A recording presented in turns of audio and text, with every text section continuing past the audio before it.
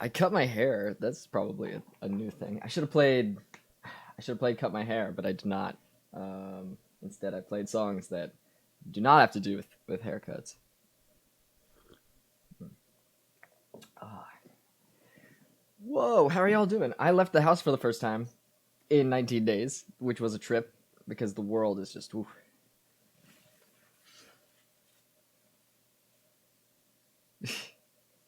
What wild hair not up your ass? What does that mean? Does that mean you don't know what's going on with my ass hair?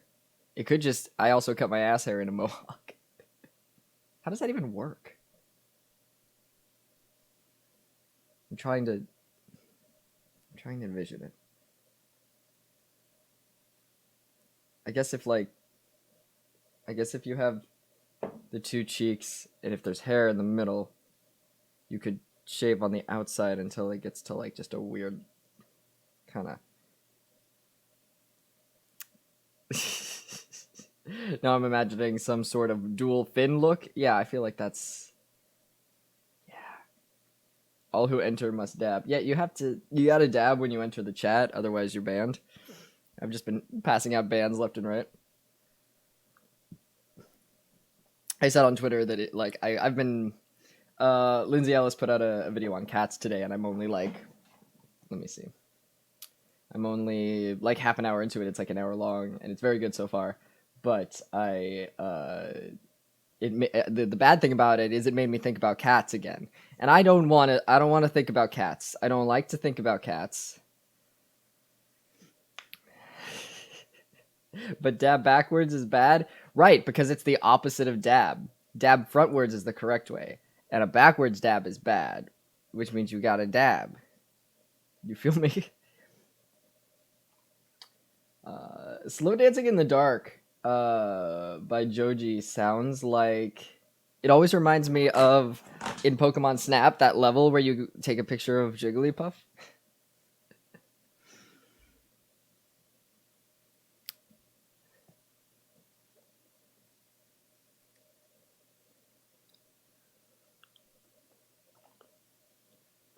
Dab to banish the bad is a good sentence. It also sounds like a tongue twister of some kind. Um, but yeah, it's true. It's just like dabbing is self care. You know.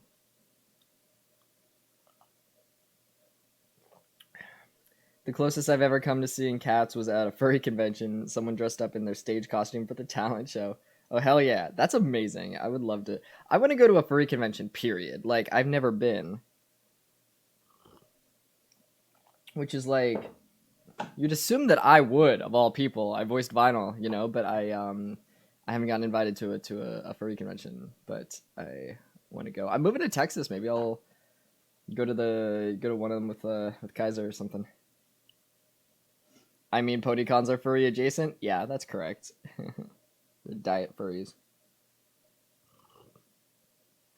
Nice haircut. Thank you. I did it myself. I'm sure it's off in some ways, but I got the back real good. I'm proud of that. It's not the first time I've cut my hair, but it is the first time that I've done it out of necessity because like the quarantine is still happening right now, and so you're just gonna see me with weird hair all the time because we can't get it done by people. Oh, pardon me.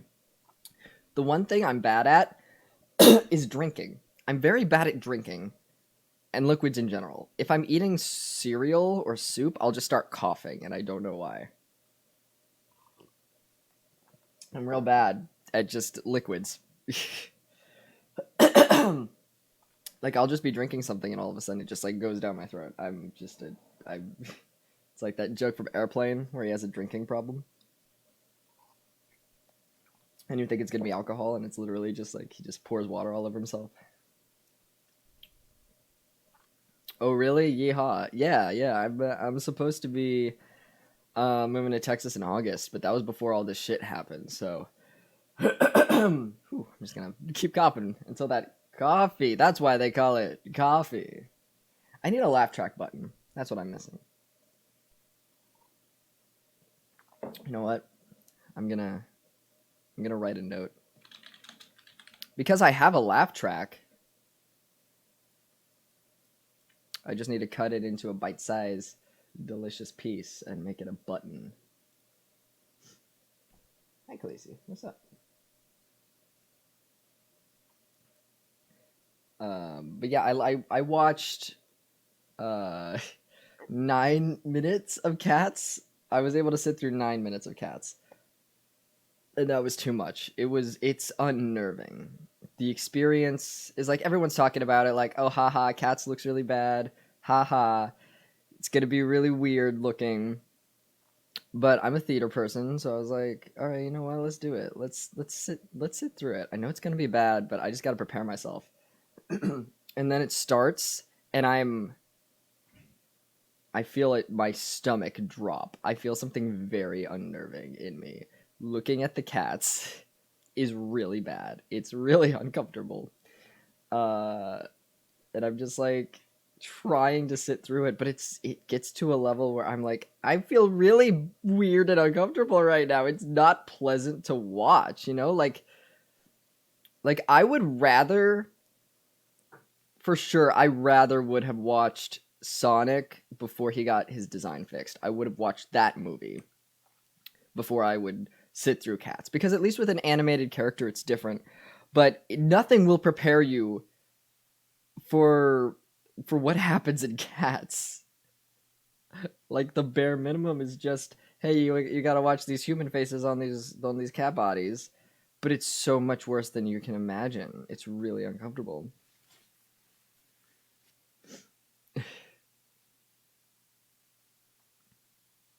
A friend of mine saw someone dressed as Joker at a furry con, and I still don't know how to feel about that. Yeah, what? What is that? Maybe the Joker's a furry. Sorry for the coughing, folks. I just want to. Maybe if I have that thing where I'm like, if I cough hard enough, maybe all the liquid will just dissolve in my body. Oh, can you imagine what Tails would have looked like before the animators had to redesign Sonic? Yeah, I don't want to think about my sweet boy looking like a garbage fire.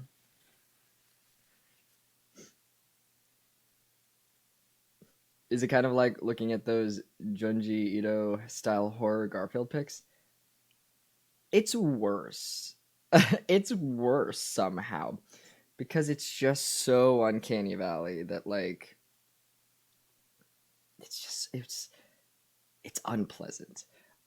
It's so unpleasant. I just listened to I tweeted about it, but I had listened or I was watching Lindsay Ellis's review of, well, not a review of Cats. It's like an experience, I guess. It's a video that talks about it and also the history of Cats, and like she does good shit.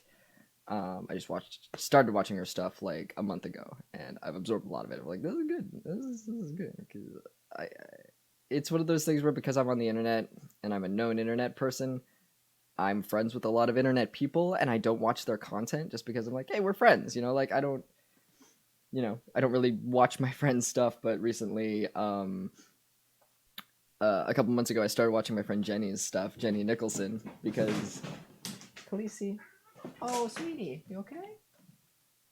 Oh, baby.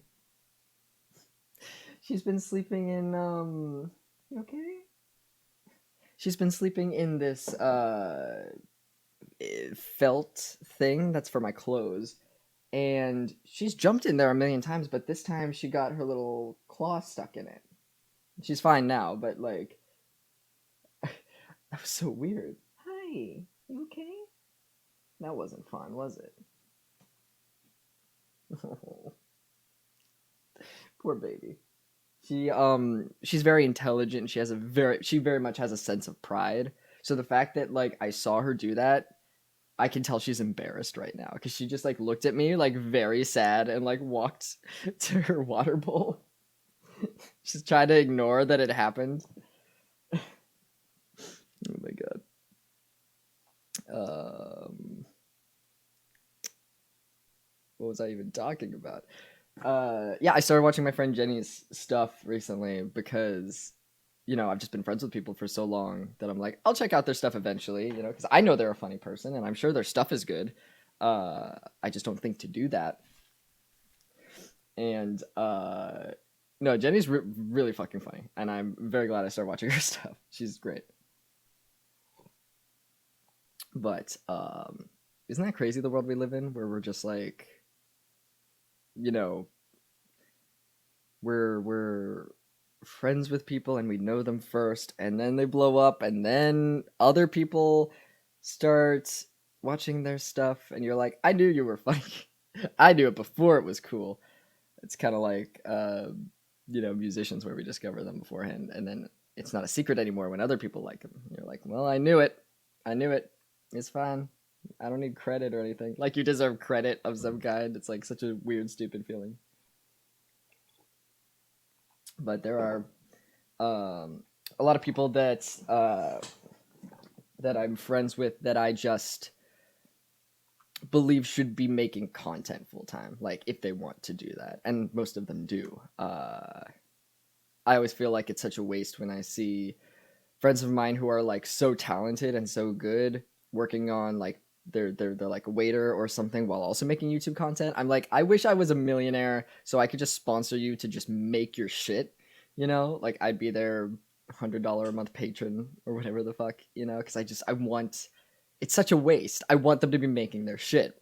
I guess because I lived that because I was a waiter for a while I was writing Dark Swamp years ago, and eventually my mom became that sponsor for me because my stepdad is a piece of shit and just like needed me to be working all the time, or he didn't think I was being productive, but I was working all the time, just not on stuff that he could see, and he didn't really get the acting thing or the internet content thing.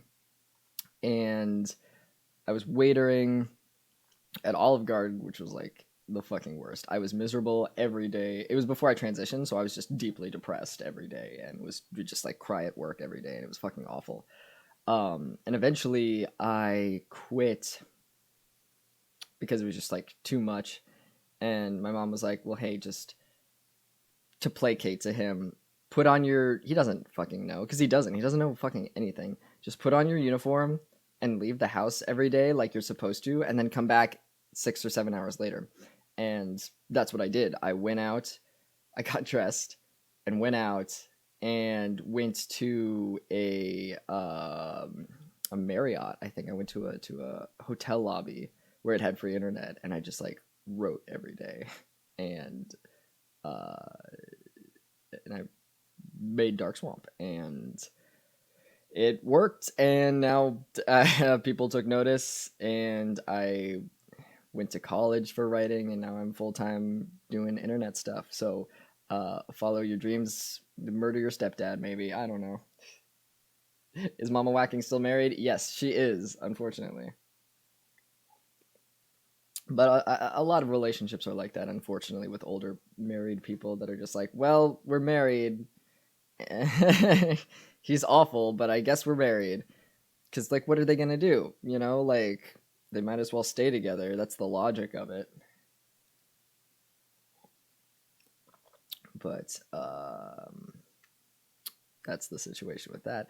And it's depressing to think about, but it's also like I'm so glad I'm not in that situation. I'm enjoying being single, and I just like support her while I can or when I can.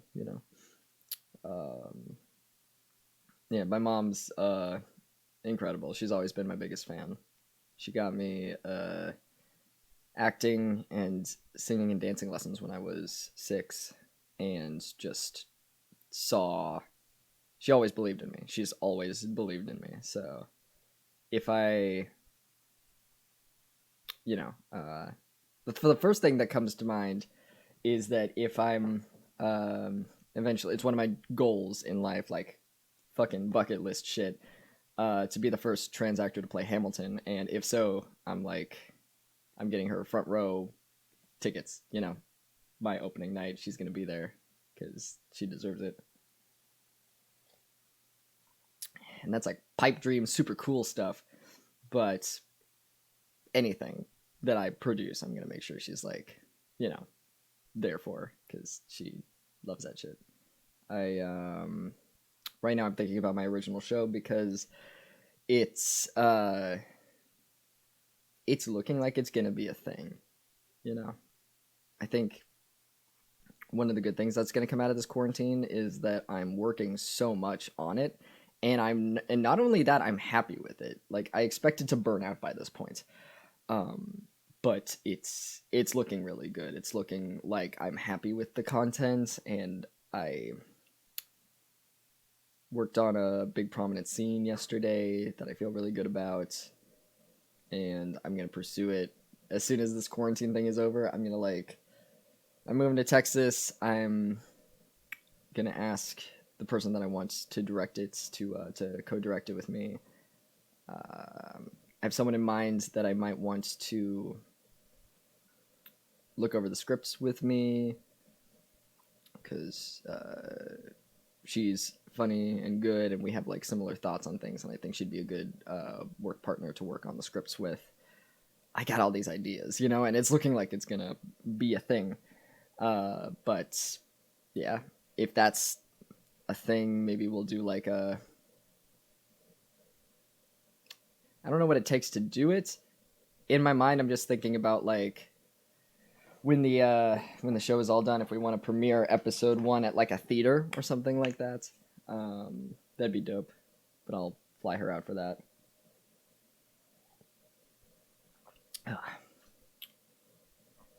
Oh right, I had. I'm glad you have such a supportive mom. Yeah, me too.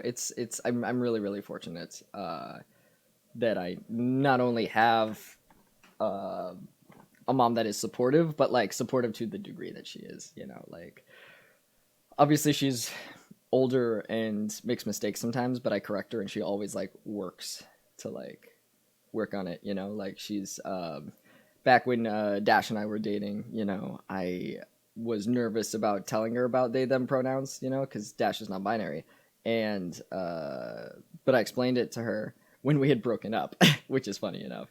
Where I was like, hey, this is a thing, and I have a lot of non-binary friends, and you know, it'd be tight if you could work on this.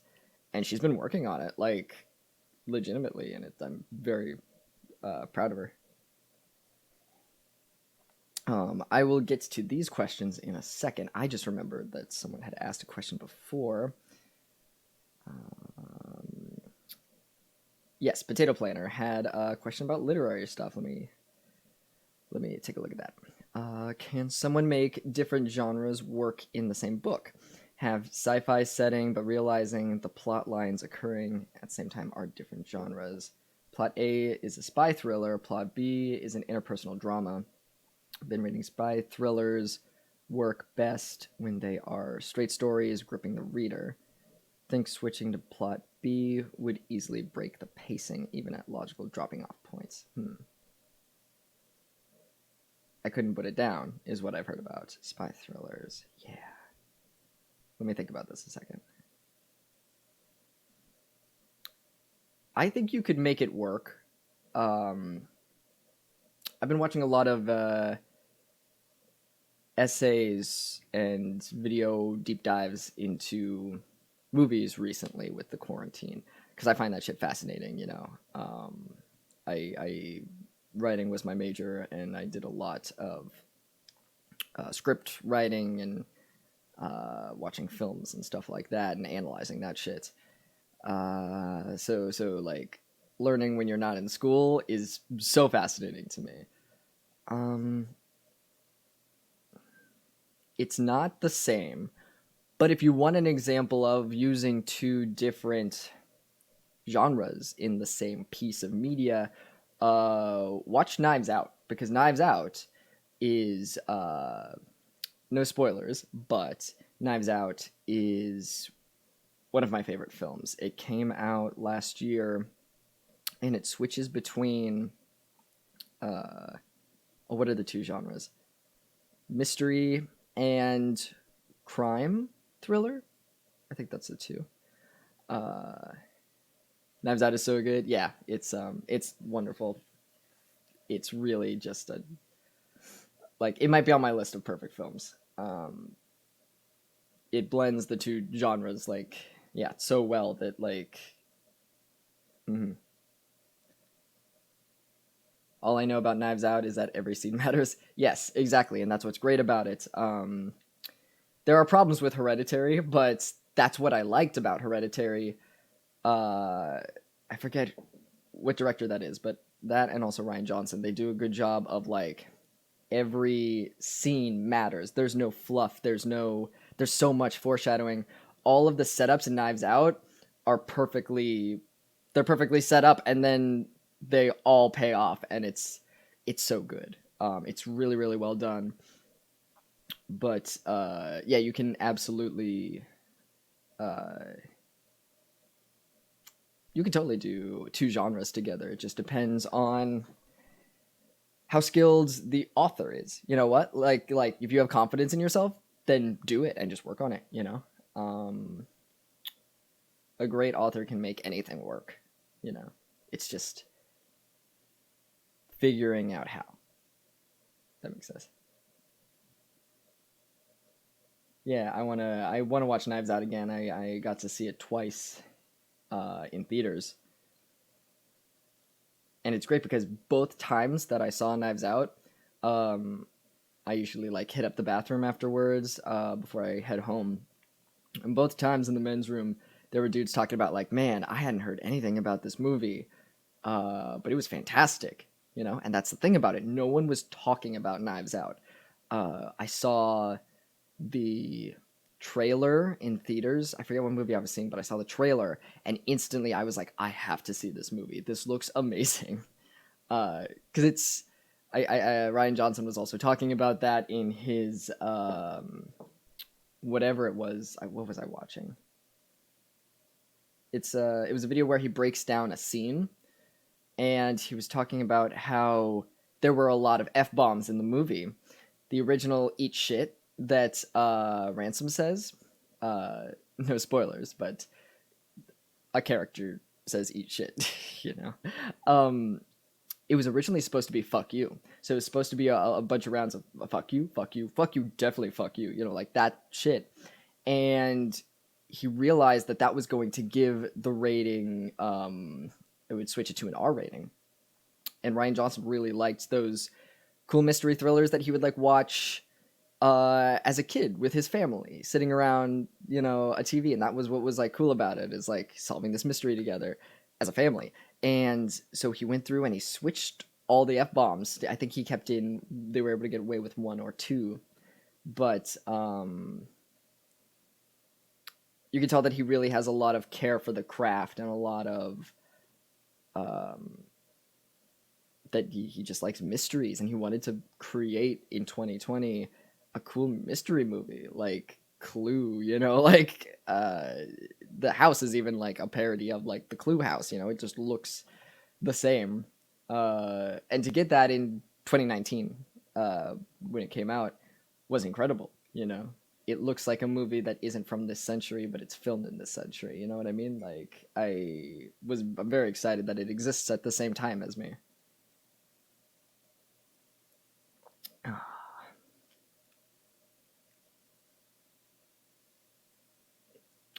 My favorite movie from Hereditary's director is The Strange Things About the Johnsons. You can watch it for free on YouTube, but be warned, it's extremely fucked up. Okay, well that's dope. Yeah, I remember. I'm gonna write that down. So I remember the director for Hereditary. Like, I really liked what he did with it.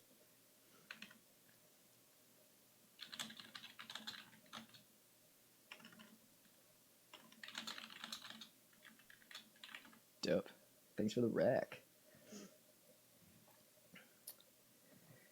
Film is cool. On my dating profiles and stuff like that, I'm obviously, you know, I'm a writer, and I say that in there, and a lot of people are like, "What are your favorite, you know, what are your favorite directors?" And before I didn't have an answer, because that's kind of how I've handled everything in my career, writing and everything wise. Is I just kind of do my own thing. as a YouTuber, I didn't watch other YouTubers. As a Twitch streamer, I didn't watch other Twitch streamers. And as a writer, I just kind of wrote my own shit. I didn't like study film or anything or screenplays. And now I'm starting to get into that because I'm like, that sounds interesting. You know, I've lived this much of my life working on stuff in this way. What happens? How does my style change if I study what other people do? You know, like I can take the best suggestions from how they do things and do it my own, the spin on it. So that's been a fun experiment.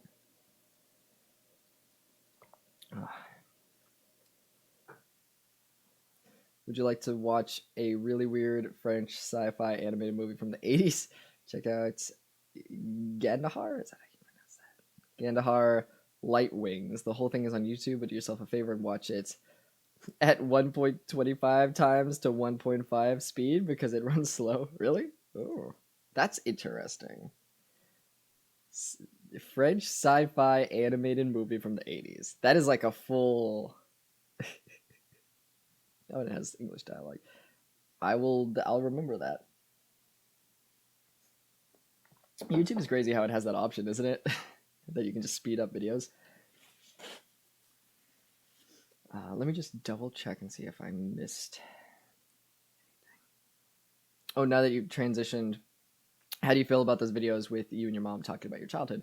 I kind of handle it the same way that I do with all my content before I transitioned.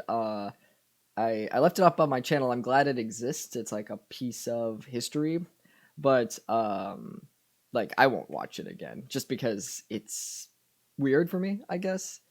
But I know how important it is when I was transitioning before my voice dropped and stuff to see the before and afters of other trans dudes. And it's also helpful for any trans people, you know, to like see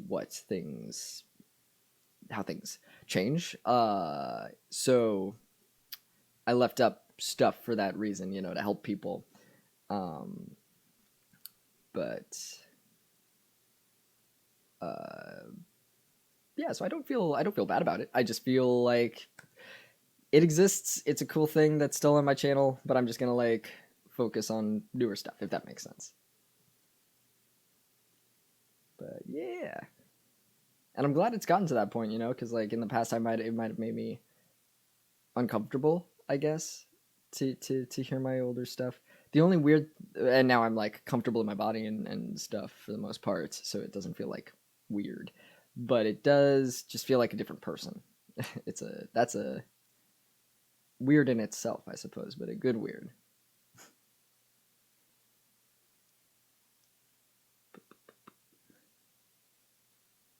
I think I got everything. Dope. Oh, Knives Out is good. You know what? I'm gonna write down. I'm writing down Knives Out because I have a list of whack tracks, which is the movie commentaries that I'm doing for my patrons, and I want to do Knives Out for one of them. It's a good idea. It's interesting trying to find movies that I can talk about because some movies, I don't want to do a movie commentary where I'm just not saying anything the whole movie because I'm just like absorbed in the movie. But hopefully that is one that I can just like say things about.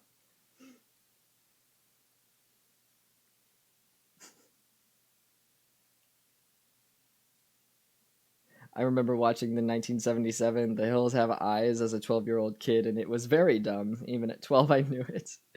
Oh, God. Just remembering. I was thinking about Rent the other day because I saw it a lot in high school.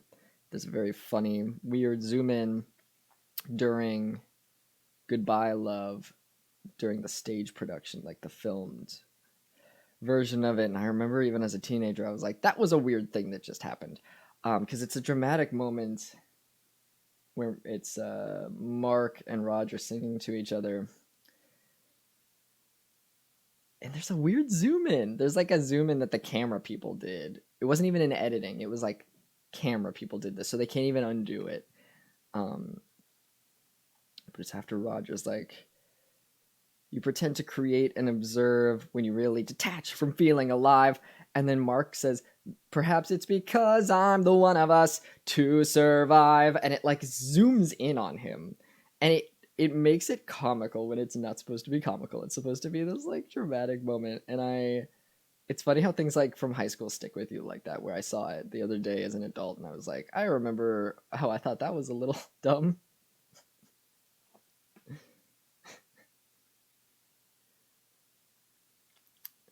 Sorry to Bother You is definitely a movie with stuff you can talk about. Yeah, it's Sorry to Bother You.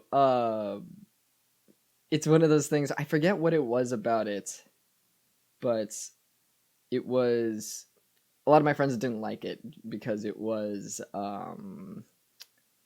there's a lot in it.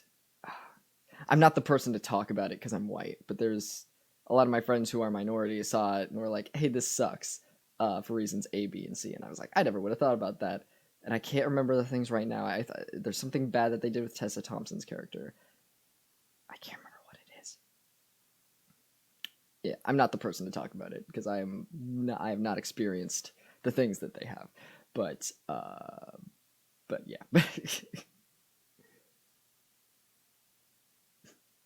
Was it the Equestrius Sapiens? No, I don't think there was an issue with that. I think there was just a deep-seated like issue with the whole movie overall. And I can't remember what it was. I would have to talk to my friends about it. Yeah, I don't know. I was fine with it. But then once my friends pointed out the issue, I was like, "Oh, that is kind of fucked." I can't remember what it is. I think they basically just they might have done that thing where the only character that makes sense, they just kind of use her as like a billboard, and she has earrings that just kind of like say what her point is, and it was like it was tone deaf in ways, and I can't remember what it is, but I'm sure you could look online and there might be articles about it, or maybe not. But I don't know. I like the lead actor though. I forget his name, but he's dope. He's in Knives Out. Oh boy. Let's get to reading because I got that good bean juice in me.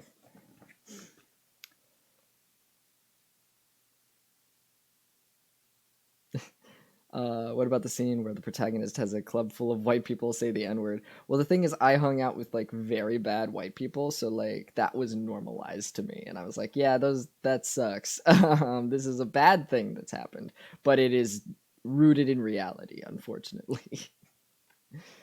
Rich white people are the fucking worst, and I grew up with a lot of them. Let me. Is this a good place? Maybe here, because I want it to be like if I lean here. Yeah, that's a good area. Okay. Nick Dunn, 2 days gone. I woke up on the pull-out couch in the Elliott suite, exhausted. They'd insisted I stay over. My home had not yet been reopened to me. Insisted with the same urgency they once applied to snapping up the check at dinner. Hospitality as ferocious force of nature. You must let us do this for you. So I did. I spent the night listening to their snores through the bedroom door, one steady and deep, a hearty lumberjack of a snore, the other raspy and arrhythmic. Oh god, arrhythmic. Yeah, arrhythmic. Arrhythmic is one of those words where I've never seen it written before or heard it said, but you know what it is, but you still trip over it because it looks weird. Arrhythmic, if you look up how it's spelled, it looks like it shouldn't be pronounced as arrhythmic. Let's see. The other gaspian, arrhythmic, as if the sleeper were dreaming of drowning. I could always turn myself off like a light. I'm going to sleep, I'd say, my hands in prayer position against my cheek. Zzz, the deep sleep of a NyQuil child, while my insomniac wife fussed in bed next to me. Last night, though, I felt like Amy, my brain still going, my body on edge. I was, most of the time, a man who was literally comfortable in his own skin. Amy and I would sit on the couch to watch TV, and I'd turn to melted wax, my wife twitching and shifting constantly next to me. I asked her once if she might have restless leg syndrome. An ad for the disease was running, the actors' faces all furrowed in distress as they shook their calves and rubbed their thighs. And Amy said, I have restless everything syndrome. Funny enough, I just thought of something for my show and I just want to write it down real quick. Dope. Okay. Sometimes things will happen like that. Like showering is always good for me. When I shower, I come up with ideas. And I'm like, ah shit, I gotta write it down. So then you're just memorizing it, you're trying to repeat it to yourself over and over until you get out of the shower. And it's a whole thing. Okay. I watched the ceiling of the hotel room turn gray, then pink, then yellow, and finally pulled myself up to see the sun blaring right at me. Across the river, again, a solar third degree. Well, that's cool. I like that way of describing the sun, describing time changing. Turn gray, then pink. Gray, then pink, then yellow. I guess that would make sense with it. That's really interesting. I like that. Then the names popped in my head. Bing! Hilary Handy. Such an adorable name to be accused of such disturbing acts. Desi Collins, a former obsessive who lived an hour away. I'd claim them both as mine. It is a do-it-yourself era. Healthcare, real estate, police investigation. Go online and fucking figure it out for yourself because everyone's overworked and understaffed. I was a journalist. I spent over 10 years interviewing people for a living and getting them to reveal themselves.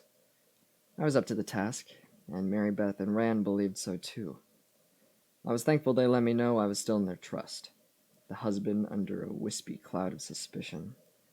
Or do I fool myself to use the word wispy? The Days Inn had donated an underused ballroom to serve as the Find Amy Dunn headquarters.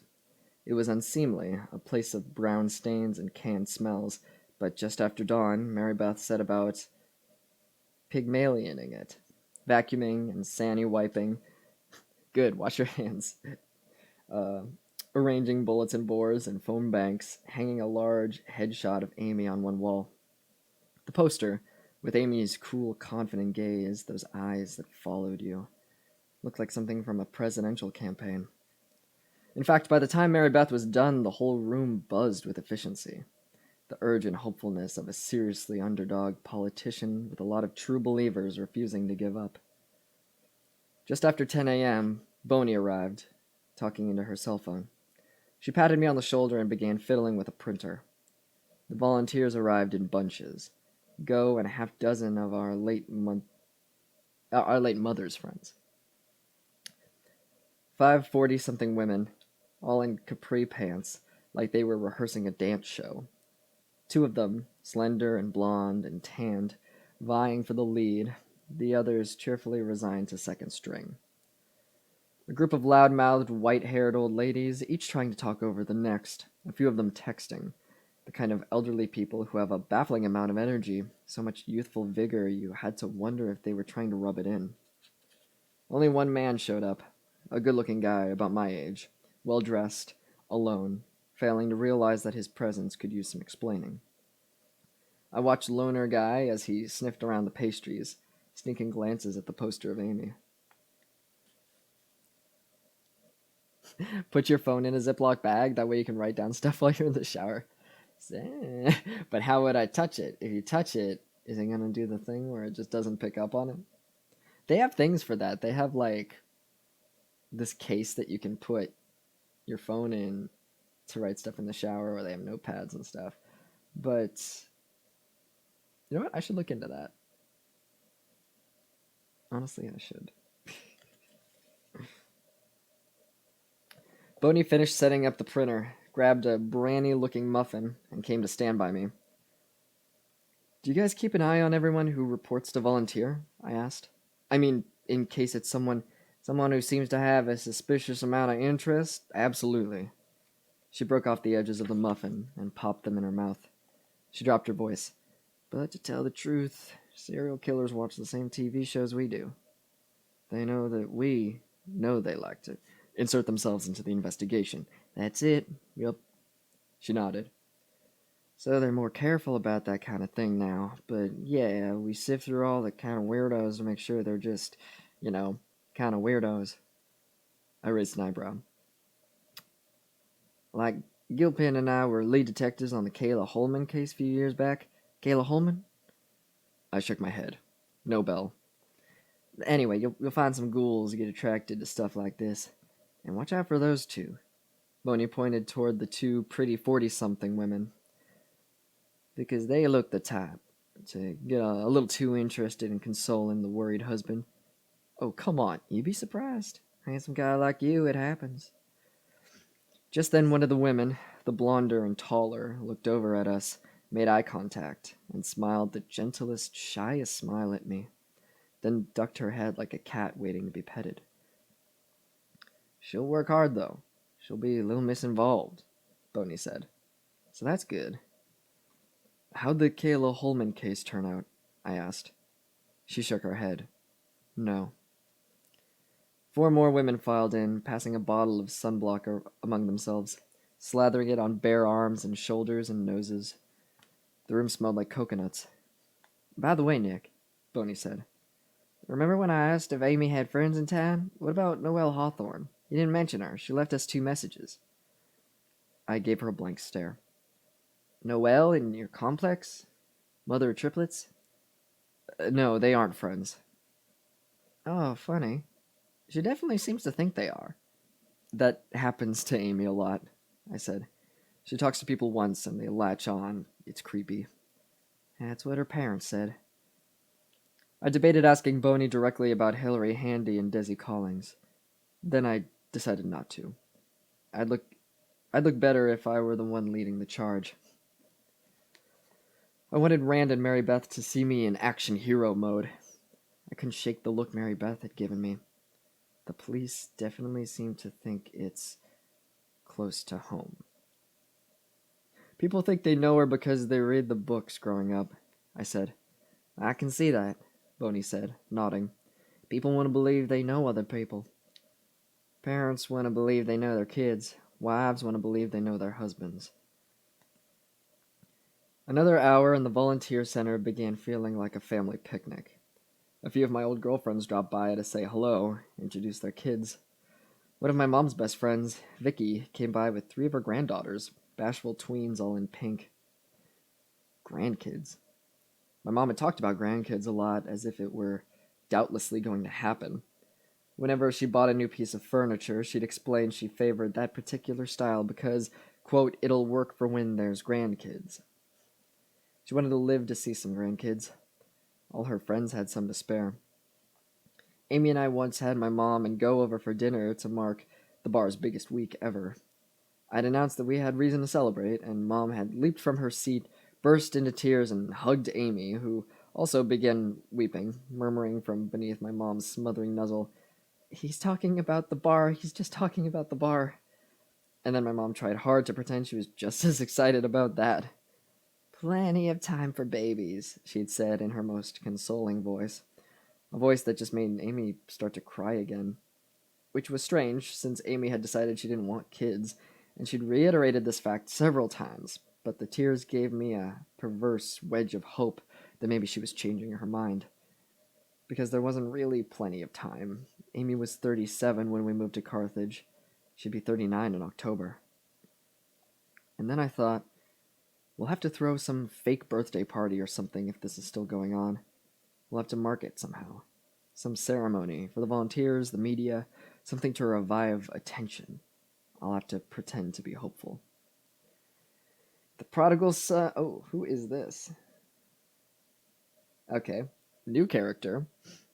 Let's see. It says a nasally voice. I'm trying to figure out... Things I can't go nasally without it sounding childish.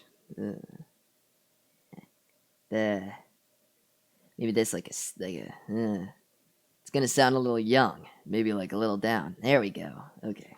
The prodigal son returns, said a nasally voice, and I turned to see a skinny man in a stretched out t-shirt next to me, scratching a handlebar mustache. My old friend Stux Buckley, who had taken to calling me a prodigal son despite not. Oh, not knowing how to pronounce the word. Cool. Okay. In this first sentence where Stux appears, it's spelled with a J, and I had prodigal is spelled with a J. So I had pronounced it prodigal, just thinking, oh, that's pronounced the same way. But he makes fun of the fact that he can't pronounce it, so I'm going to restart that. The prodigal son. The prodigal son returns, said a nasally voice, and I turned to see a skinny man in a stretched out t shirt next to me, scratching a handlebar mustache. My old friend Stux Buckley, who had taken to calling me a prodigal son despite not knowing how to pronounce the word or what its meaning was. I assume he meant it as a fancy synonym for jackass. Stux Buckley, it sounded like a baseball player's name, and that was what Stux was supposed to be, except he never had the talent, just the hard wish. He was the best in town growing up, but that wasn't good enough. He got the shock of his life in college when he was cut from the team and it all went to shit after. Now he was an odd job stoner with twitchy moods. He dropped by the bar a few times to try to pick up work, but he shook his head at every crappy day job chore I offered, chewing on the inside of his cheek, annoyed. Come on, man, what else you got? You gotta have something else. Stux, I said by way of greeting, waiting to see if he was in a friendly mood.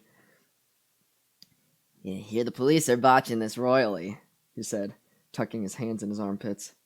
It's a little early to say that. Come on, man.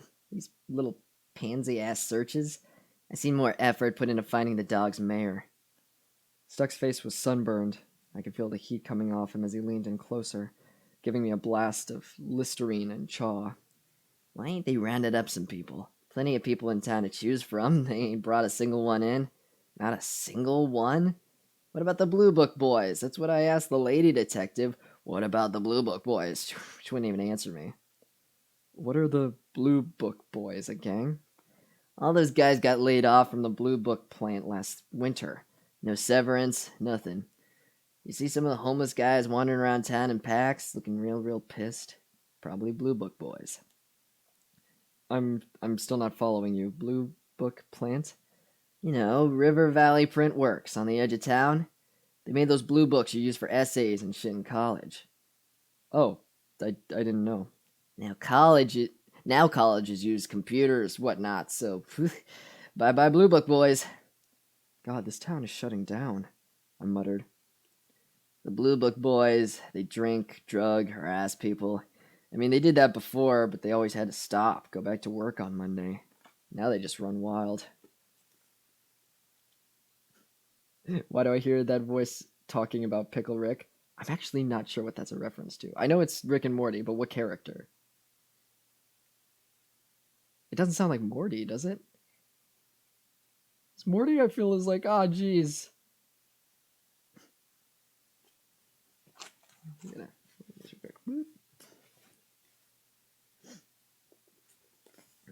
don't know what other character it could be. Yeah, I don't know. I haven't seen Rick and Morty in a while.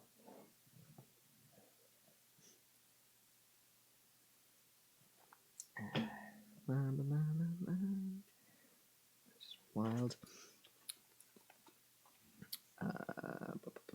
Stux grinned his row of chipped teeth at me.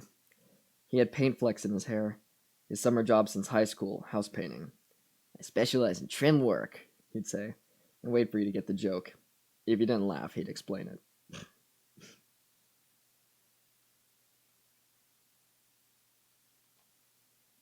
Beagle Rush? Oh.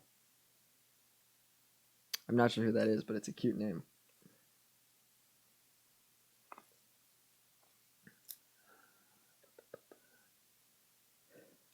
But yeah, like it was his American accent. A lot of American accents from like other people are just like the most assholey sounding. Like, hey, what's up? Burgers.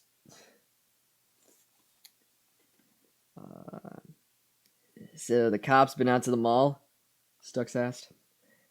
I started a confused shrug. Shit, man, didn't you used to be a reporter? Stux always seemed angry at my former occupation, like it was a lie that had stood too long. The Blue Book boys, they all made themselves a nice little town over in the mall. Squatting, drug deals. The police run them out every once in a while, but they're always back next day. Anyway, that's what the lady detective searched the fucking mall. Oh, that's what I told Stacey. Anyway, that's what I told the lady detective. Search the fucking mall. Because some of them, they gang raped a girl there a month ago. I mean, you get a bunch of angry men together and things aren't too good for a woman that comes across them. On my drive to the afternoon search area, I phoned Boney, started in as soon as she said hello. Why isn't the mall being searched? The mall will be searched, Nick. We have cops heading over there right now. Oh. Oh, okay, because a buddy of mine... Oh. I almost went into Stux's voice just now. Because it says Stux. Stux, I know him. He was talking about all the Blue Book boys. I know. Trust us, Nick. We got this. We want to find Amy as much as you do. Okay. Thanks. My righteousness deflated. I gulped down my giant styrofoam cup of coffee and drove to my assigned area. 3 spots were being searched this afternoon. The Gully Boat Launch, now known as the place Nick spent the morning of, unseen by anyone. The Miller Creek Woods, which hardly deserved the name. You could see fast food restaurants through the tree line. And Wolke Park, a nature spot with hiking and horse trails. I was assigned to Wolke Park. Use that nasally voice to say... Ah! Yeah, let's see. I kid you not, Nick. He turns himself into a pickle. He's called Pickle Rick. It's the funniest shit I've ever seen. I see. So that's what you meant by that, where it just... He sounds like the kind of asshole who would watch Rick and Morty and think it's like the best thing ever in the world. Man, if only South Park were going on right now. Can you believe the shit that would be happening? Crazy.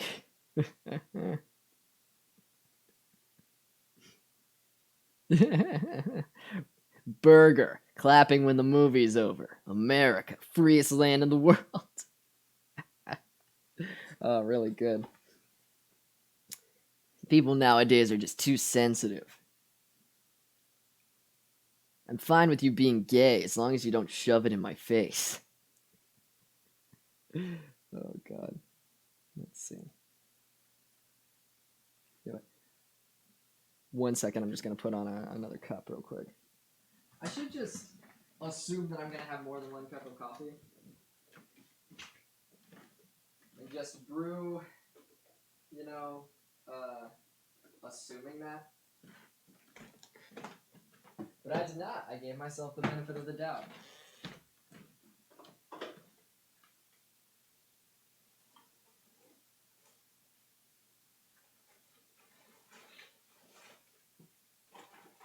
Stux's voice is kind of similar to a character I'm playing in our newest D&D campaign. Or rather, he's not similar to the character, it's a similar voice.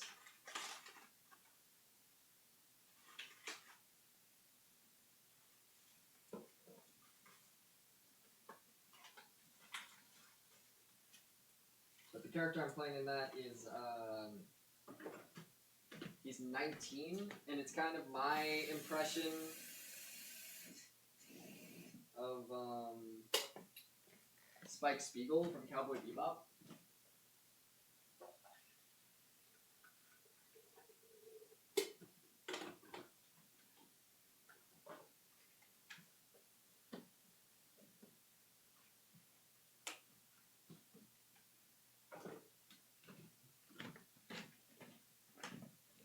Because, a voice acting trick is just like, you can come up with different voices if it's you doing an impression of someone else's character, because then it comes out different because it's your voice. So if I were to voice Spike, it'd be kind of down here, like, hey. Oh God, I can't think of any lines. I love a girl who can kick my ass. Like you kind of just keep it down there and you keep it kind of gravelly, and then it turns into another voice because I don't have what's his name's vocal cords.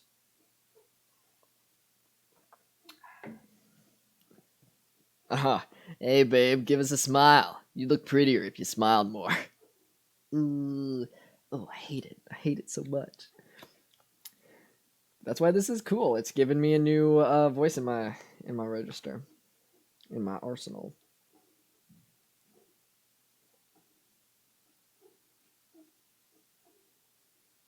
The question is, should I continue reading while that coffee pot is doing its thing? Is it annoying to y'all? Because if you can't hear it, that's totally fine. I just want to make sure that, if it's... You don't hear it? Awesome. Sweet. Let's just keep going then.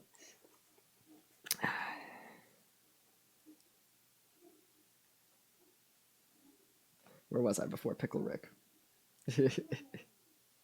Before Pickle Rick. The time before Pickle Rick. I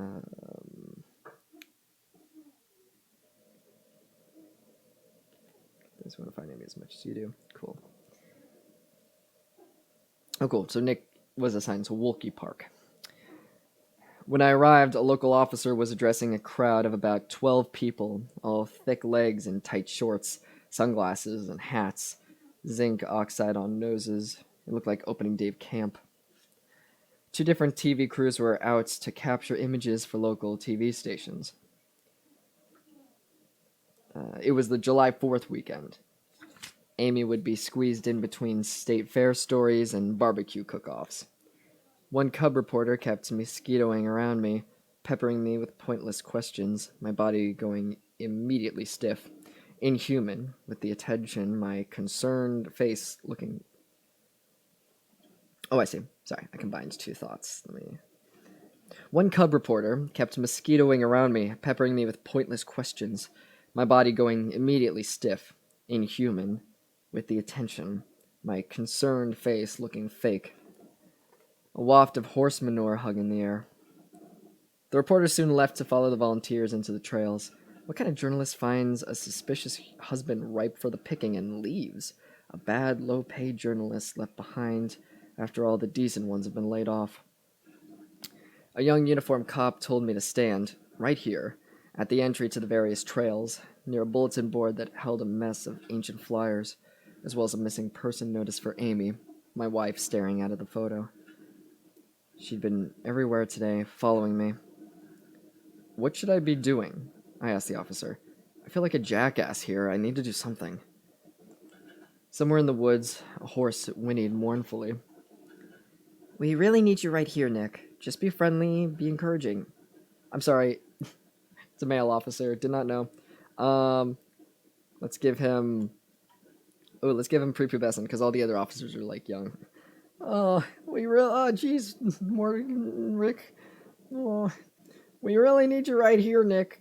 Just be friendly, be encouraging, he said, and pointed to the bright orange thermos next to me. Offer water. Just point anyone who comes in my way. He turned and walked toward the stables. I expect Stux to walk up to him and be like, "Oh man, you sound so funny. You sound like Morty." It occurred to me that they were intentionally barring me from any possible crime scene. I wasn't sure what that meant. Ooh, coffee's done. 1 sec.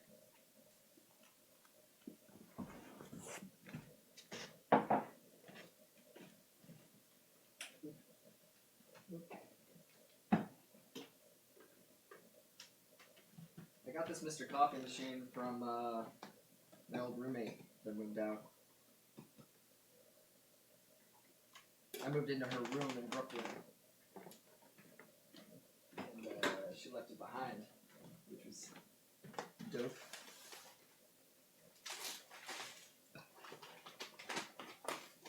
It was Brandy, actually. Brandy, if you know, if you watch, or listen to, rather, Lost in the Multiverse.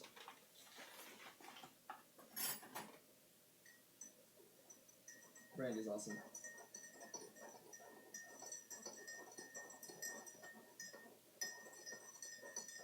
Sam, Brandy, Dash, and I are all back for the newest campaign for Lost in the Multiverse. And it's been awesome because I missed D&D, you know? I missed that shit. Oh, there's not enough room for milk.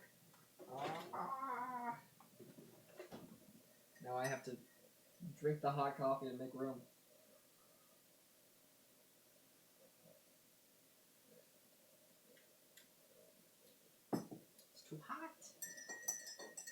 It's too hot. Hot damn. I'm gonna do it. I'm gonna pour half of this cup into another cup. I'll do it over the sink.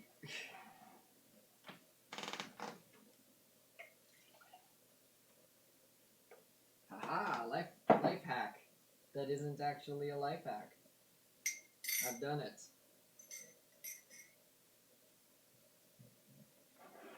It's not really a life hack. I feel like life hack has been replaced. Like, what's the word? It's used, like, literally. The word literally. Where you don't actually mean literally, but you say it, you mean figuratively.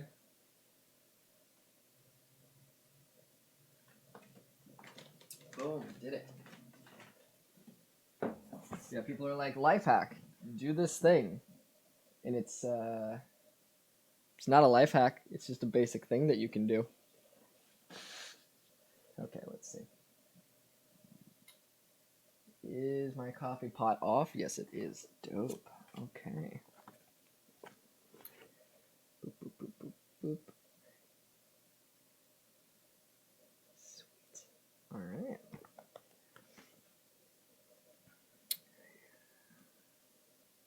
Wasn't sure what that meant. Okay. As I stood aimlessly, pretending to busy myself with the cooler, a latecomer SUV rolled in, shiny red as nail polish. Out poured the 40-somethings from headquarters. The prettiest woman, the one Boney picked as a groupie, was holding her hair up in a ponytail so one of her friends could bug spray the back of her neck. The woman waved at the fumes elaborately. She glanced at me out of the corner of her eye. Then she stepped away from her friends, let her hair fall down around her shoulders, and began picking her way over to me. That stricken, sympathetic smile on her face, the "I'm so sorry" smile. Giant brown pony eyes, her pink shirt ending just above crisp white shorts. High-heeled sandals, curled hair, gold hoops. This, I thought, is how you not dress for a search. Please don't talk to me, lady. Hi, Nick. I'm Shauna Kelly. I'm so sorry. She had an unnecessarily loud voice, a bit of a bray, like some enchanted hot donkey. She held out her hand, and I felt a flick of alarm as Shauna's friends started ambling down the trail, casting girl-click glances back toward us, the couple. Like some enchanted hot donkey is a very funny combination of words. You mean a regular donkey? I offered what I had, my thanks, my water, my lip-swallowing awkwardness. Shauna didn't make any move to leave, even though I was staring ahead, toward the trail where her friends had disappeared. I hope you have friends, relatives who are looking out for you during this, Nick, she said, swatting a horsefly. Men forget to take care of themselves. Comfort food is what you need. We've been eating mostly cold cuts. You know, fast, easy. I could still taste the salami in the back of my throat, the fumes floating up from my belly. I became aware that I hadn't brushed my teeth since the morning. Oh, you poor man. Well, cold cuts, that won't do it.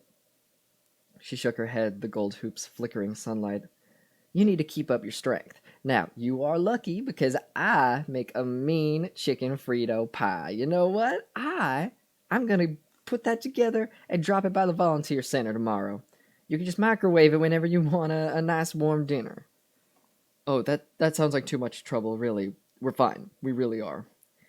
You'll be more fine after you eat a good meal, she said, patting my arm. Silence. She tried another angle. I really hope it doesn't end up having anything to do with our homeless problem, she said. I swear, I have filed complaint after complaint. One broke into my garden last month. My motion sensor went off, so I peeked outside, and there he was kneeling in the dirt, just guzzling tomatoes, gnawing at them like apples. His face and shirt were covered in juice and seeds. I tried to scare him off, but he loaded up at least 20 before he ran off. They were on the edge anyway, those Blue Book guys. No other skills. I felt a sudden affinity for the troop of Blue Book men. Pictured myself walking into their bitter encampment, waving a white flag. I am your brother. I used to work in print too. The computer stole my job too. Don't tell me you're too young to remember blue books, Nick, Shauna was saying. She poked me in the ribs, making me jump more than I should have. I'm so old I'd forgotten about blue books until you reminded me. She laughed. What are you, 31, 32? Try 34. A baby. The trio of energetic elderly ladies arrived just then, tromping towards us, one working her cell phone, all wearing sturdy canvas garden skirts, keds, and sleeveless golf tops revealing wobbly arms. They nodded at me, respectfully, then flicked a glance of disapproval when they saw Shauna. We looked like a couple hosting a backyard barbecue. We looked inappropriate. Please go away, Shauna, I thought. So anyway, the homeless guys, they can be really aggressive, like threatening toward women, Shauna said. I mentioned it to Detective Boney, but I get the feeling she doesn't like me very much. Why do you say that? I already knew what she was going to say. The mantra of all attractive women. Women don't like me all that much, she shrugged. Just one of those things. Does Amy have a lot of friends in town? A number of women, friends of my mom's, friends of Go's, had invited Amy to book clubs and Amway parties and girls' nights out at Chili's. Amy had predictably declined all but a few, which she attended and hated. We ordered a million little... Oh, yeah, that's like... This is supposed to be her talking. We ordered a million little fried things and drank cocktails made from ice cream. Shauna was watching me, wanting to know about Amy, wanting to be grouped together with my wife, who would hate her. I think she may have the same problem you do, I said in a clipped voice. She smiled. Leave, Shauna. It's hard to come to a new town, she said. Hard to make friends the older you get. Is she your age? 38. That seemed to please her, too. Go the fuck away. Smart man likes them older women. Oh, is she older? 38.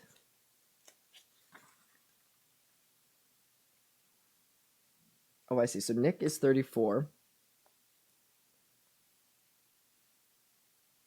And Amy is 38. Okay, yeah, she's 4 years older. She pulled a cell phone out of her giant chartreuse handbag, laughing. Come here, she said, and pulled an arm around me. Give me a big chicken Frito casserole smile. I wanted to smack her right then. The obliviousness, the girliness of her trying to get an ego stroke from the husband of a missing woman. I swallowed my rage, tried to hit reverse, tried to overcompensate and be nice, so I smiled robotically as she pressed her face against my cheek and took a photo with her phone, the fake camera click sound waking me. She turned the phone around, and I saw our two sunburned faces pressed together, smiling as if we were on a date at the baseball game. Looking at my smarmy grin, my hooded eyes, I thought, I would hate this guy. End of chapter. Ooh.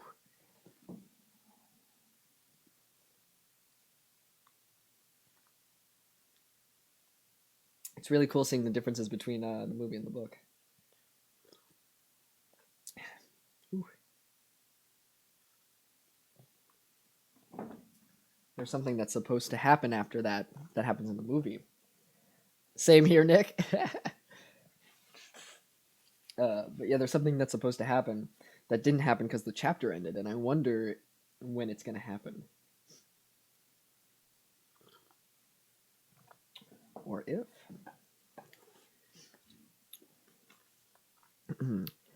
Amy Elliott Dunn, September 15th, 2010. Diary entry. I am writing from somewhere in Pennsylvania, southwest corner, a motel off the highway. Our room overlooks the parking lot, and if I peek out from behind the stiff beige curtains, I can see people milling about under the fluorescent lights. It's the kind of place where people mill about. I have the emotional bends again. Too much has happened, and so fast, and now I am in southwest Pennsylvania, and my husband is enjoying a defiant sleep amid the little packets of chips and candies he bought from the vending machine down the hall. Dinner. He's angry at me for not being a good sport. I thought I was putting up a convincing front. Hooray, a new adventure! But I guess not. Now that I look back, it was like we were waiting for something to happen.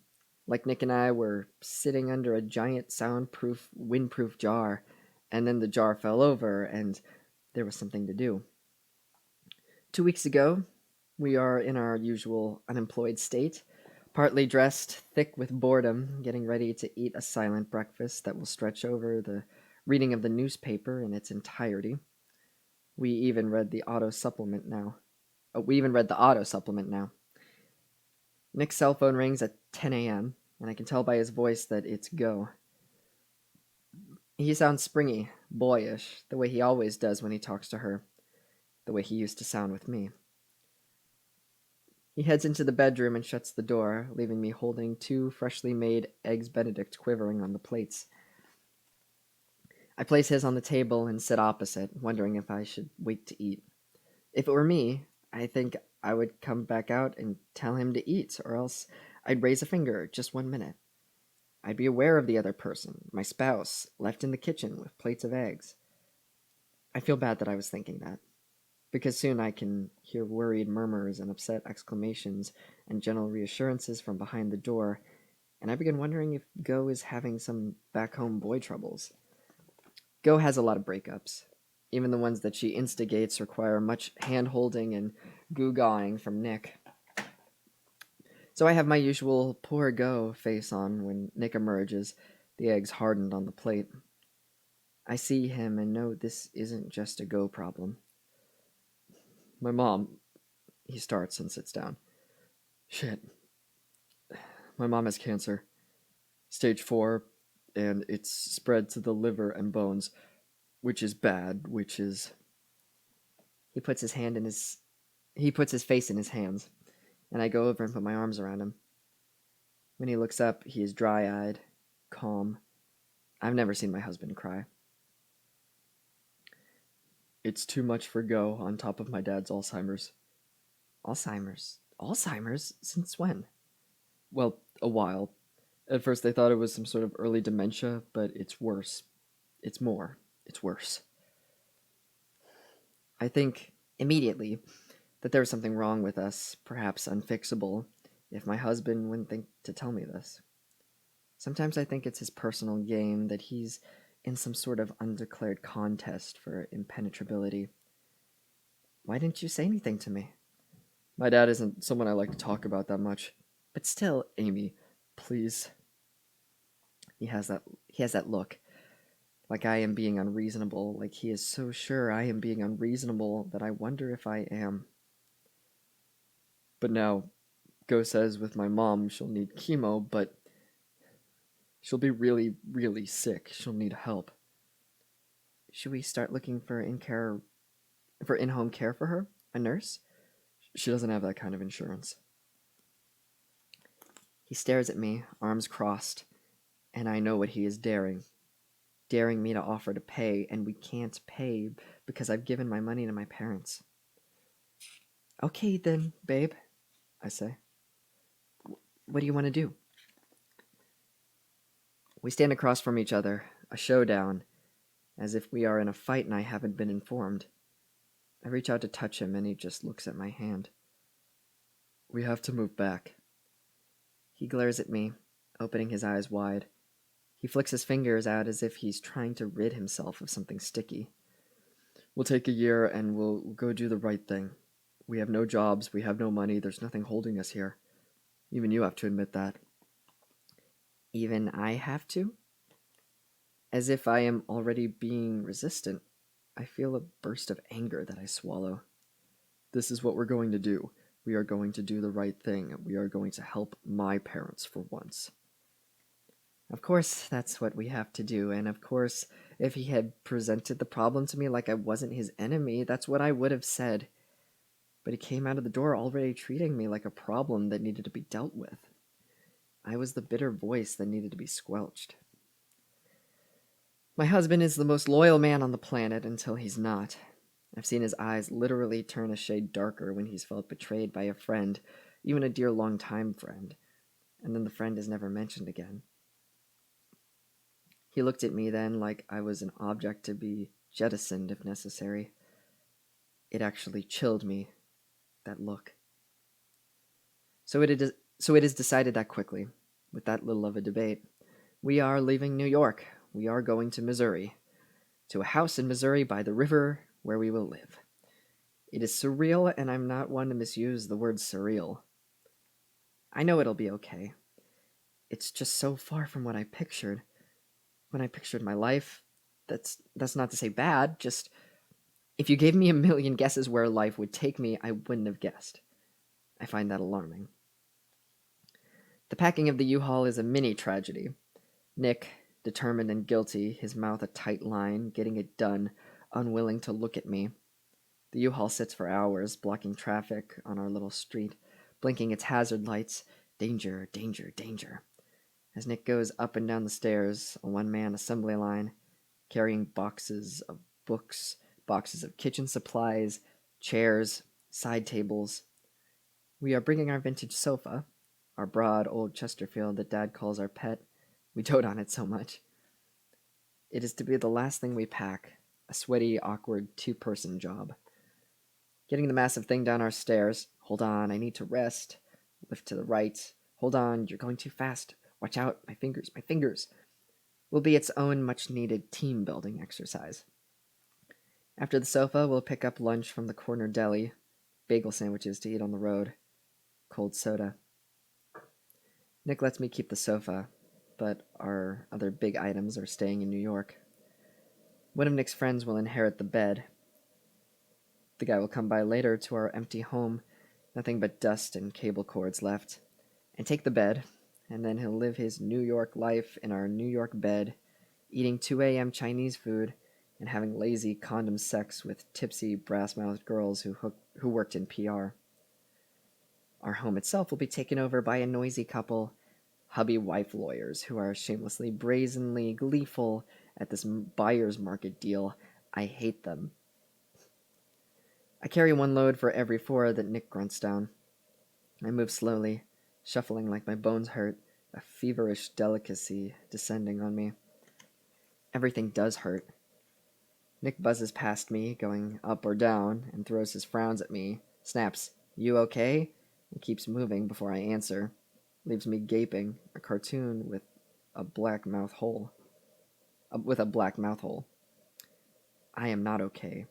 I will be okay, but right now I am not okay. I want my husband to put his arms around me, to console me, to baby me a little bit, just for a second.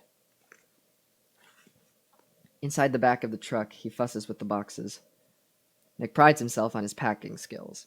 He was, the loader of the dishwasher, the packer of the holiday bags, but by hour 3 it is clear that we've sold or gifted too many of our belongings.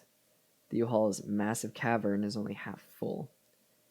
It gives me my single satisfaction of the day, that hot, mean satisfaction right in the belly, like a nib of mercury. Good, I think. Good. "We can take the bed if you really want to," Nick says, looking past me down the street. "We have enough room." "No, you promised it to Wally. Wally should have it," I say primly. "I was wrong. Just say it.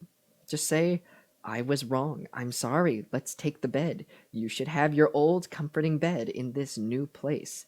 Smile at me and be nice to me. Today, be nice to me." Nick blows out a sigh. "Okay, if that's what you want. Amy, is it?" He stands, slightly breathless, leaning on a stack of boxes, the top one with magic marker scrawl, "Amy Close Winter." "This is the last I'll hear about the bed, Amy, because I'm offering right now. I'm happy to pack the bed for you."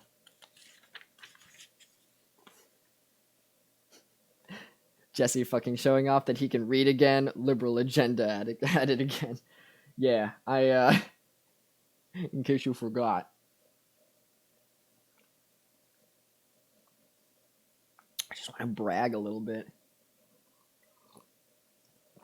Writing was my major. I spent $30,000 to read.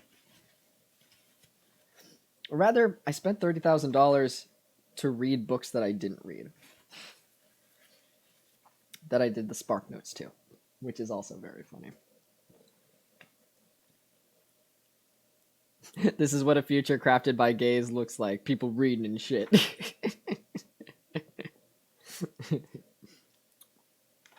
um, okay, so Nick has just been like an asshole. Um, how gracious of you, I say, just a whiff of breath, the way I say most retorts, a puff of perfume from a rank atomizer. I am a coward. I don't like confrontation. I pick up a box and start toward the truck. What did you say? I shake my head at him. I don't want him to see me cry because it will make him more angry. 10 minutes later, the stairs are pounding. Bang, bang, bang. Nick is dragging our sofa down by himself. Oof. Oh, fucking Nick. Because, oh my god. Yeah, because this is fucking Nick. Nick has just been like an asshole. Accurate summary of every chapter of this novel, LeMayo. That is so funny. Yeah, just anything is just like, yeah, Nick. Would it be inappropriate to call Nick the C word? Listen, I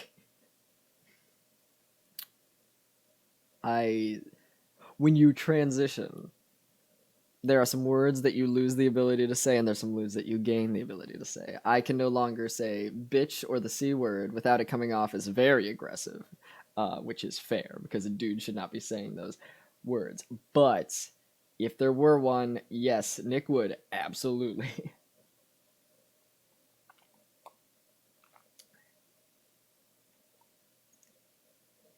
Whew. Yeah, because the way that the C word is used nowadays, it's just used by like usually misogynistic dudes just to like be like, I don't like this woman because she's standing up for herself. When it's used for dudes, God, Nick is such a piece of shit. And it hits home because like I've been in this relationship, like, oof. And I've seen it so many times. Because this is poignant because before, at the beginning, I think it was a page or so ago, Amy was talking about like we're gonna have to do the sofa with two people because that's the one that's gonna take two people, and Nick is such a piece of shit and is mad at her for like that he's just doing the sofa by himself. Christ. I can't even look behind me as we leave New York because the truck has no back window. In the side mirror, I track the skyline. Oh, pardon me, I'm burping. I track the skyline. The receding skyline, isn't that what they write in Victorian novels, where the doomed heroine is forced to leave her ancestral home? But none of the good buildings, not the Chrysler or the Empire State or the Flatiron, they never appear in that little shining rectangle. My parents dropped by the night before, presented us with the family cuckoo clock that I'd loved as a child, and the three of us cried and hugged as Nick shuffled his hands in his pockets and promised to take care of me. He promised to take care of me, and yet I feel afraid. I feel like something is going wrong, very wrong, and then it will get even worse. I don't feel like Nick's wife. I don't feel like a person at all. I am something to be loaded and unloaded, like a sofa or a cuckoo clock. I am something to be tossed into a junkyard, thrown into the river if necessary. I don't feel real anymore. I feel like I could disappear. Ooh, ooh, ooh, ooh, ooh. Nick Dunn, 3 days gone. The police weren't going to find Amy unless someone wanted her found. That much was clear. Everything green and brown had been searched. Miles of the muddy Mississippi River, all the trails and hiking paths, our sad collection of patchy woods. If she were alive, someone would need to return her. If she were dead, nature would have to give her up. It was a palpable truth, like a sour taste on the tongue tip. I arrived at the volunteer center and realized everyone else knew this too. There was a listlessness, a defeat that hung over the place. I wandered aimlessly over to the pastry station and tried to convince myself to eat something. Danish. I'd come to believe there was no food more depressing than Danish, a pastry that seemed stale upon arrival. I still say it's the river, one volunteer was saying to his buddy, both of them picking through pastries with dirty fingers. Right behind the guy's house, what easier way? She would have turned up in an eddy by now, a lock, something. Not if she'd been cut. Chop off the legs, the arms. The body can shoot all the way to the Gulf, Tunica at least. I turned away before they noticed me. A former teacher of mine, Mr. Coleman, sat at a card table, hunched over the tip line phone, scribbling down information. When I caught his eye, he made the cuckoo signal, finger circling his ear, then pointing at the phone. He had greeted me yesterday by saying, "My granddaughter was killed by a drunk driver, so..." We murmured and patted each other awkwardly. My cell rang, the disposable. I couldn't figure out where to keep it, so I kept it on me. I'd made a call, and the call was being returned, but I couldn't take it. I turned the phone off, scanned the room to make sure the Elliots hadn't seen me do it. Mary Beth was clicking away on her BlackBerry, then holding it at arm's length so she could read the text. That's relatable. Older people, you know.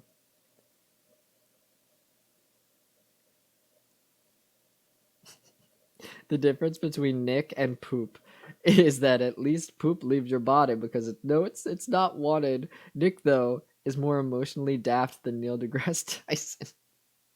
Yeah, real good. A very good critique. Oh my god. You know what? I'm gonna screenshot that because I if you don't mind, I'll probably tweet that later because that's very good.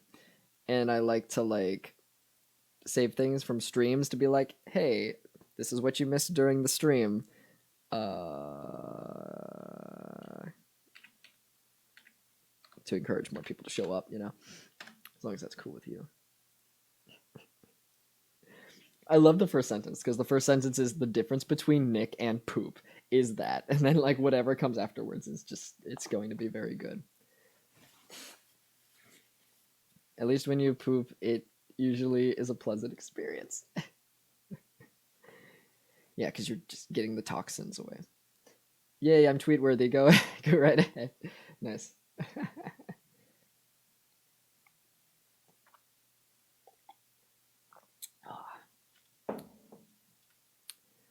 Ooh, I'm also gonna. What was the? Yeah, really good.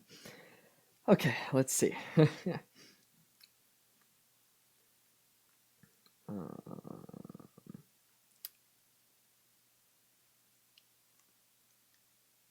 Here we go. Mary Beth was clicking away on her BlackBerry, then holding it at arm's length so she could read the text.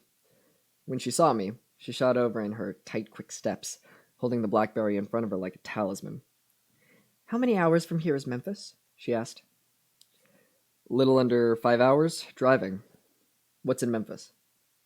"Hillary Handy lives in Memphis. Amy's stalker from high school. How much of a coincidence is that?" I didn't know what to say. None? Yeah. Okay, that's this is I was trying to figure out who's talking right now.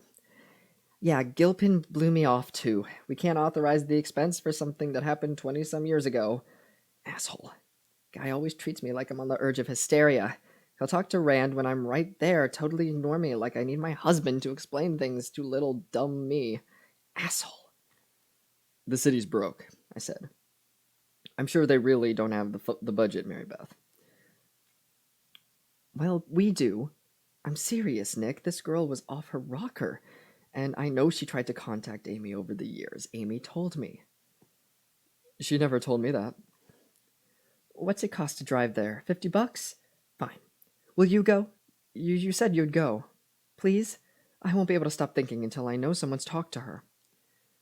I knew this to be true, at least because her daughter suffered from the same tenacious worry streak.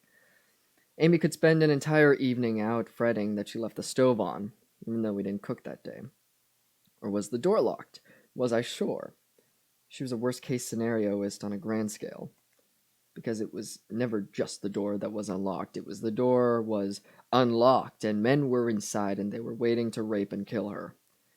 I felt a layer of sweat shimmer to the surface of my skin, because finally, my wife's fears had come to fruition. Imagine the awful satisfaction to know that all those years of worrying had paid off. Of course I'll go. And I'll stop by St. Louis, see the other one, Desi, on the way. Consider it done. I turned around, started my dramatic exit, got 20 feet away, and suddenly there was Stux again, his entire face still slack with sleep. Heard the cops search the mall yesterday, he said, scratching his jaw. In his other hand he held a glazed donut, unbitten. A bagel-shaped bulge sat in the front pocket of his cargo pants. I almost made a joke. Is that a baked good in your pocket, or are you... Yeah, nothing. Yesterday. They went yesterday, the jackasses. He ducked, looked around, as if he worried they'd overhear him. He leaned closer to me. You go at night, that's when they're there. Daytime, they're down by the river or out flying a flag. Flying a flag? You know, sitting by the exits on the highway with those signs. Laid off, please help, need beer money, whatever. He said, scanning the room. Flying a flag, man. Okay. At night, they're at the mall, he said. Then let's go tonight, I said. You and me and whoever. Joe and Mikey Hillsman? Stuck said. They'd be up for it. Or Hilsum, actually. The Hilsums were 3-4 years older than me, town badasses. The kind of guys who were born without the fear gene, impervious to pain. Jock kids who sped through the summers on short, muscled legs, playing baseball, drinking beer, taking strange dares, skateboarding into drainage ditches, climbing water towers naked. The kind of guys who would peel up, wild-eyed, on a boring Saturday night, and you knew something would happen. Maybe nothing good, but something. Of course the Hilsums would be up for it. Good, I said. Tonight we go. My disposable rang in my pocket. The thing didn't turn off right. It rang again. You gonna get that? Stux asked. No. You should answer every call, man. You really should. That's great that even Stux is saying this. I forget who said it first. Whether it was Boney or Mrs. Elliot, but you know you're in trouble when Stux is giving you good advice. Is that a baked good in your pocket, or do you just have a bagel-shaped penis?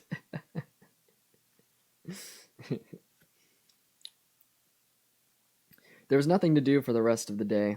No searches planned, no more flyers needed. The phones fully manned. Mary Beth started sending volunteers home. They were just standing around, eating, bored. I suspected Stux of leaving with half the breakfast table in his pockets. Rand. Oh, that's the dad. I was trying to figure out who Rand was.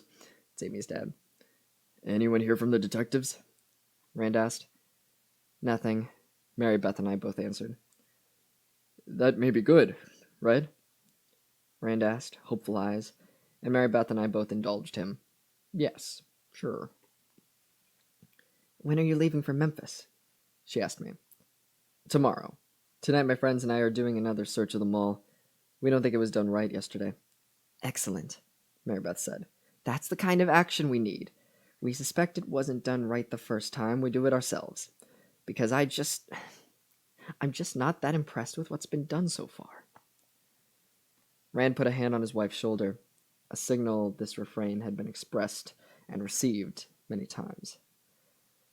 I'd like to come with you, Nick, he said. Tonight, I'd like to come. Rand was wearing a powder blue golf shirt and olive slacks, his hair a gleaming dark helmet. I pictured him trying to hail fellow the Hilsum brothers doing his slightly desperate one of the guys routine. Hey, I love a good beer too, and how about that sports team of yours? And felt a flush of impending awkwardness. Of course, Rand. Of course. I had a good 10 unscheduled hours to work with. My car was being released back to me, having been processed and vacuumed and printed, I assume. So I hitched a ride to the police station with an elderly volunteer, one of those bustling grandmotherly types who seemed slightly nervous to be alone with me. I'm just driving Mr. Dunn to the police station, but I will be back in less than half an hour, she said to one of her friends. No more than half an hour. Gilpin had not taken Amy's second note into evidence. He'd been too thrilled with the underwear to bother. I got in my car, flung the door open, and sat as the heat drooled out, reread my wife's second clue. Ooh, cool. This is the first time we're actually reading the clue. Because if you remember before, we hadn't actually read it. But when Nick read it, he said that he lied to the police when he said he didn't know what it meant. So,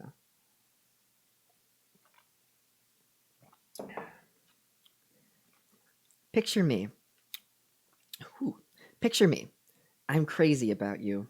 My future is anything but hazy with you. You took me here so I could hear you chat about your boyhood adventures, crummy jeans and visor hat. Screw everyone else. For us, they're all ditched. And let's sneak a kiss. Pretend we just got hitched. It was Hannibal, Missouri, boyhood home of Mark Twain, where I'd worked summers growing up, where I'd wandered the town dressed as Huck Finn, in an old straw hat and faux ragged pants, smiling scampishly while urging people to visit the ice cream shop. It was one of those stories you dine out on, at least in New York, because no one else could match it. No one could ever say, "Oh yeah, me too." The visor hat comment was a little inside joke. When I'd first told Amy I played Huck, we were out to dinner, into our second bottle of wine, and she'd been adorably tipsy. Big grin and the flushed cheeks she got when she drank. Leaning across the table as if I had a magnet on me, she kept asking me if I still had the visor. Would I wear the visor for her? And when I asked her why in the name of all that was holy would she think that Huck Finn wore a visor, she swallowed once and said, "Oh, I meant a straw hat." As if those were two entirely interchangeable words. After that, anytime we watched tennis, we always complimented the players' sporty straw hats. Hannibal was a strange choice for Amy, however, as I don't remember us having a particularly good or bad time there, just a time. I remember us ambling around almost a full year ago, pointing at things and reading placards and saying, "That's interesting," while the other one agreed, "That is." I'd been there I'd been there since then without Amy, my nostalgic streak uncrushable, and had a glorious day, a wide grin, right with the world day. But with Amy, it had been still, rote, a bit embarrassing. I remember at one point starting a goofy story about a childhood field trip there, and I saw her eyes go blank, and I got secretly furious, spent 10 minutes just winding myself up, because at this point of our marriage I was so used to being angry with her, it felt almost enjoyable, like gnawing on a cuticle. You know you should stop, that it doesn't really feel as good as you think, but you can't quit grinding away. On the surface, of course, she saw nothing. We just kept walking and reading placards and pointing.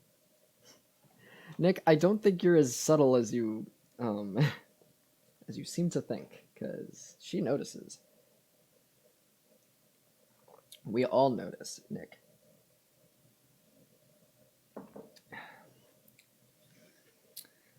Let's see. It was a fairly awful reminder, the dearth of good memories we had since our move, that my wife was forced to pick Hannibal for her treasure hunt.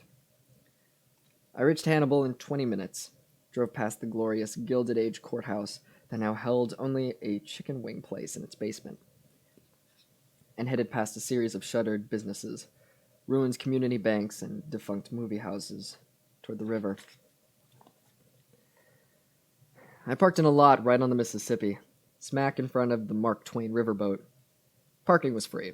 I never failed to thrill to the novelty, the generosity of free parking. Yes, if you lived in New York, that is a hell yeah. Banners of the white-maned man hung listlessly from lamp poles, posters curled up in the heat. It was a blow-dryer hot day, but even so, Hannibal seemed disturbingly quiet. As I walked along the few blocks of souvenir stores, quilts and antiques and taffy, I saw more for sale signs. Becky Thatcher's house was closed for renovations, to be paid for with money that had yet to be raised. For $10, you could graffiti your name on Tom Sawyer's whitewashed fence, but there were few takers. I sat on the doorstep of a vacant storefront. It occurred to me that I had brought Amy to the end of everything. We were literally experiencing the end of a way of life, a phrase I had applied only to New Guinea tribesmen and Appalachian glassblowers. The recession had ended the mall. Computers had ended the Blue Book plant. Carthage had gone bust. Its sister city, Hannibal, was losing ground to brighter, louder, cartoonier tourist spots. My beloved Mississippi River was being eaten in reverse by Asian carp flip-flopping their way up toward Lake Michigan. Amazing Amy was done.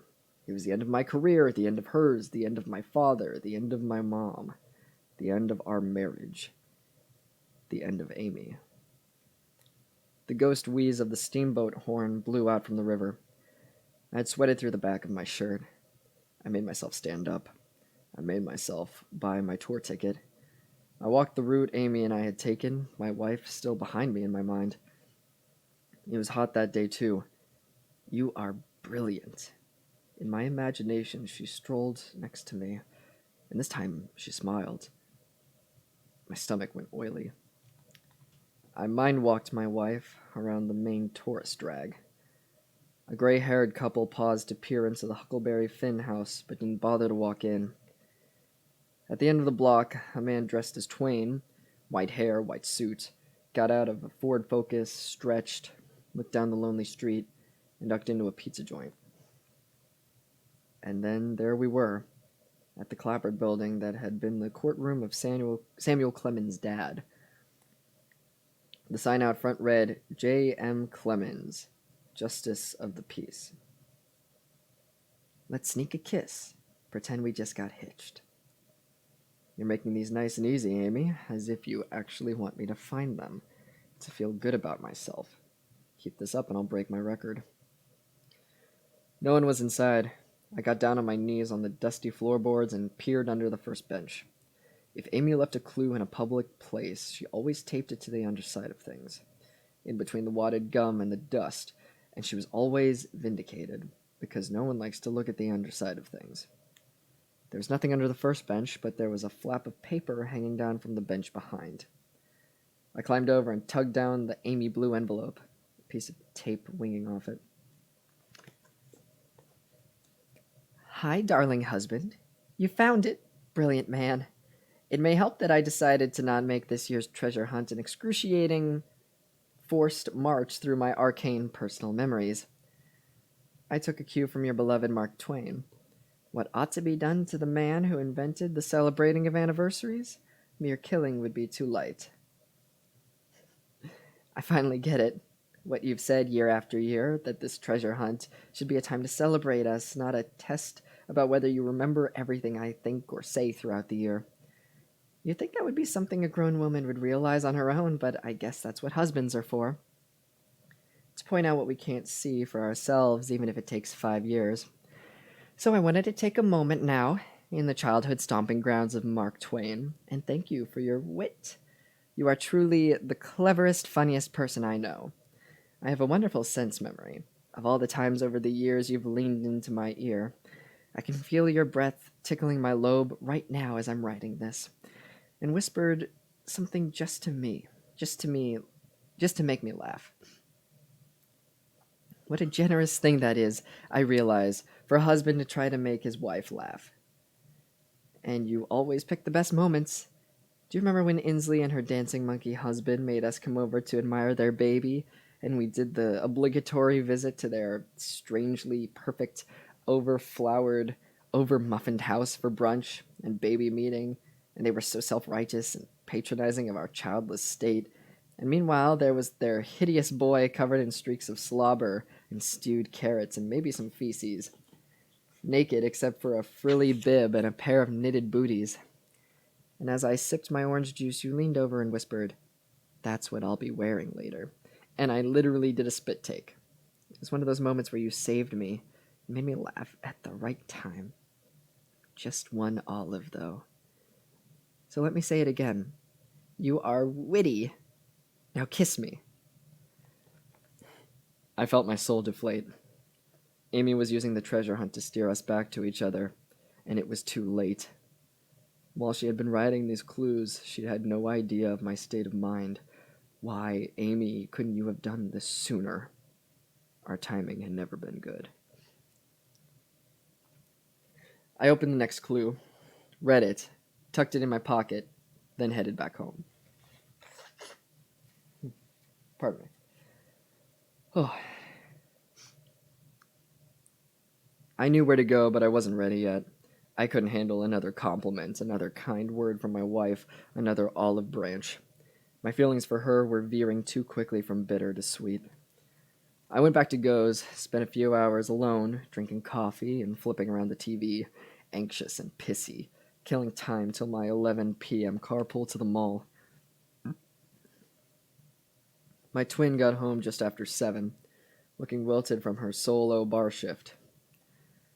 Her glance at the TV told me I should turn it off. "What'd you do today?" she asked, lighting a cigarette and flopping down at our mother's old card table. "Man the volunteer center, then we go search the mall at 11, I said. I didn't want to tell her about Amy's clue. I felt guilty enough. Go doled out some solitaire cards, the steady slap of them on the table a rebuke. I began pacing. She ignored me. "I was just watching TV to distract myself." "I know, I do." She flipped over a jack. "There's got to be something I can do," I said, stalking around her living room. "Well, you're searching the mall in a few hours," Go said, and gave no more encouragement. She flipped over 3 cards. "You sound like you think it's a waste of time." "Oh, no. Hey, everything is worth checking out. They got some of Sam on a parking ticket, right?" Go was the 3rd person who'd mentioned this to me. It must be the mantra for cases going cold. I sat down across from her. "I haven't been upset enough about Amy," I said.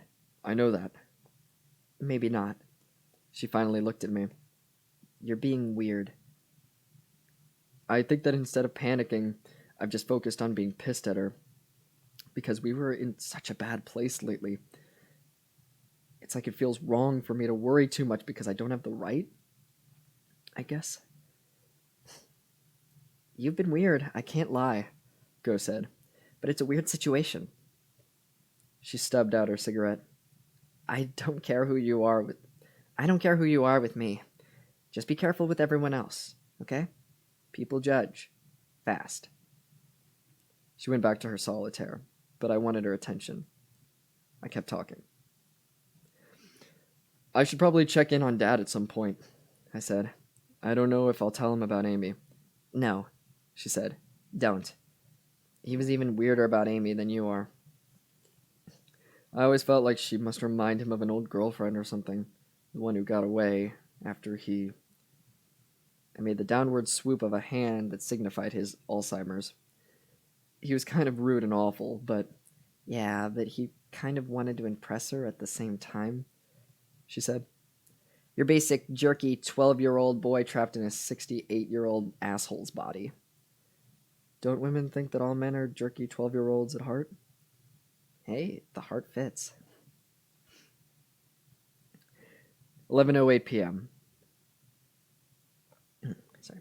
11:08 p.m. Rand was waiting for us just inside the automatic sliding doors to the hotel, his face squinting into the dark to make us out. The Hilsums were driving their pickup. Stux and I both rode in the bed. Rand came trotting up to us in khaki golf shorts and a crisp Middlebury t-shirt. He hopped in the back. I just picture him saying, "Hello, fellow kids," and handled the... Oh, I see. He hopped in the back, planted himself on the wheel cover with surprising ease, and handled the introductions like he was the host of his own mobile talk show. I'm really sorry about Amy, I'm really sorry about Amy, Rand, Stuck said loudly as we. Oh, sorry, there was a weird break there. Stuck said loudly as we hurtled out of the parking lot with unnecessary speed and hit the highway. She's such a sweet person. One time she saw me out painting the house, sweating my butt off, and she drove out. That's supposed to be like that way, like he was gonna say balls. Sweating my butt off, and she drove on to 7-Eleven, got me a giant pop, and brought it back to me, right up on the ladder. This was a lie. Amy cared so little for Stux or his refreshment that she wouldn't have bothered to piss in a cup for him.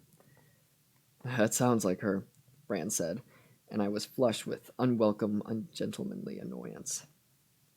Maybe it was the journalist in me, but facts were facts, and people didn't get to turn Amy into everyone's beloved best friend just because it was emotionally expedient. Just because it was emotionally expedient. Middlebury, huh? Stux continued, pointing at Rand's t-shirt. Got a hell of a rugby team. That's right, we do, Rand said, the big smile again. And he and Stux began an improbable discussion of liberal arts rugby over the noise of the car, the air, the night, all the way to the mall.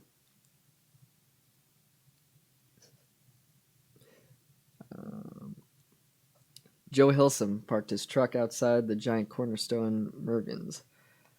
We all hopped out, stretched our legs, shook ourselves awake. The night was muggy and moon-slivered. I noticed Stux was wearing, maybe ironically, possibly not, a t-shirt that read, "Save gas, fart in a jar." Of course Stux is. Oh god, the Hilsums. I'm just gonna make them dumb jocks. Ugh. So this place, what we're doing, it's freaking dangerous. I don't want to lie. Mikey Hilsum began. He had beefed up over the years, as had his brother. They weren't just barrel-chested, but barrel-everythinged.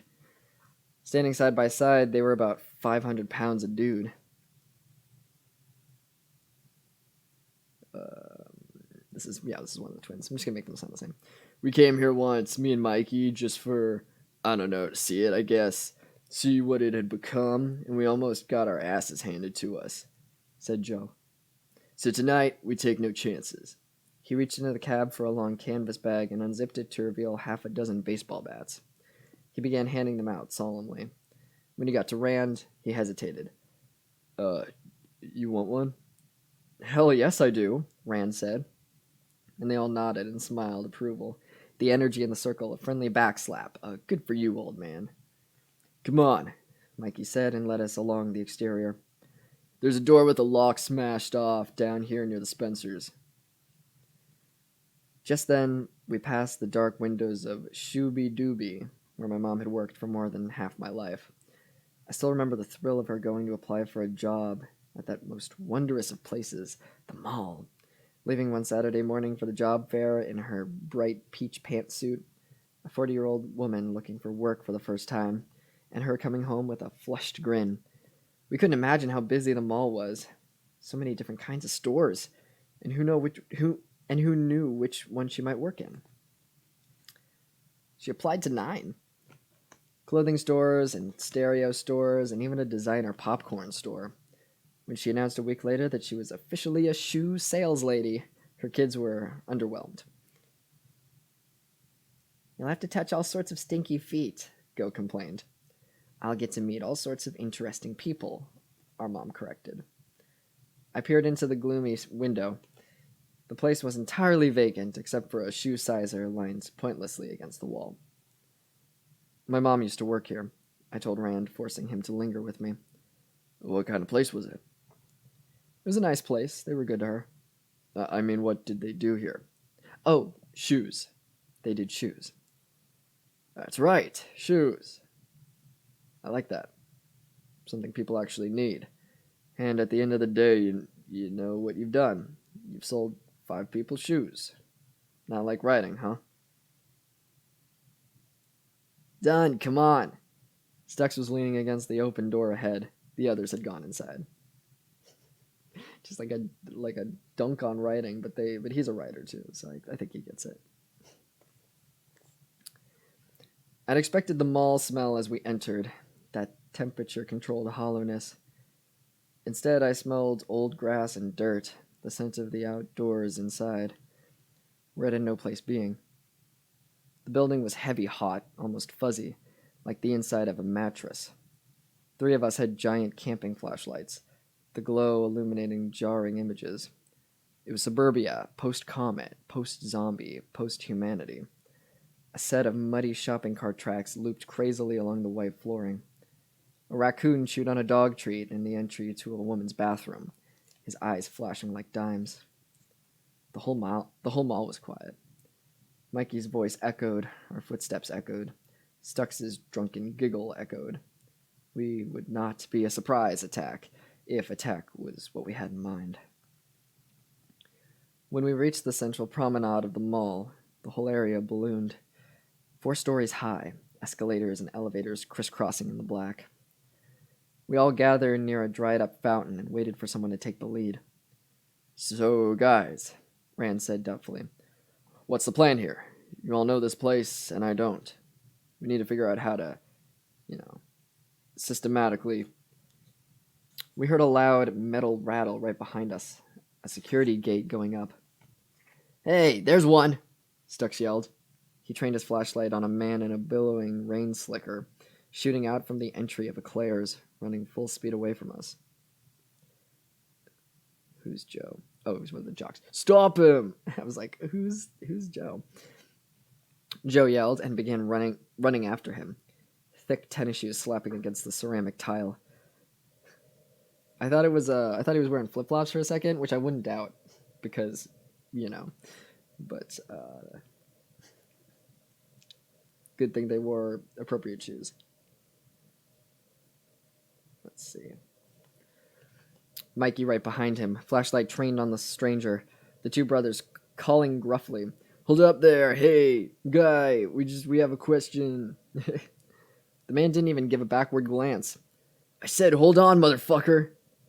The runner remained silent amid the yelling, but he picked up speed and shot down the mall corridor, in and out of the flashlight's glow, his slicker flapping behind him like a cape.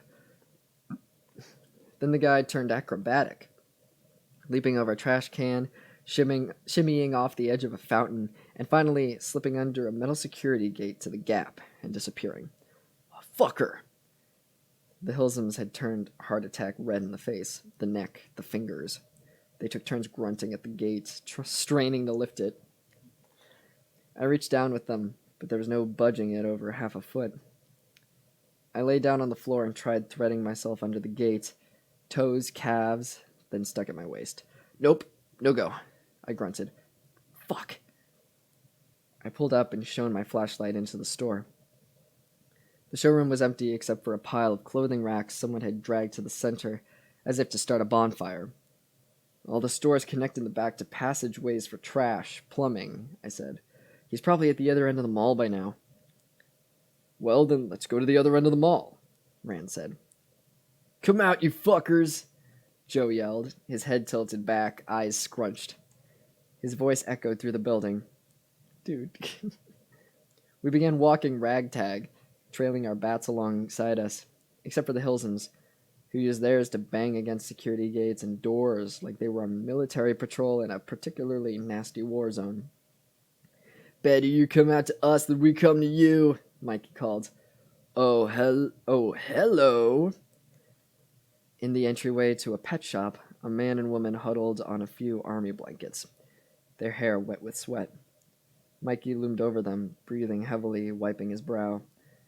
It was the scene in the war movie when the frustrated soldiers came across innocent villagers and bad things happened.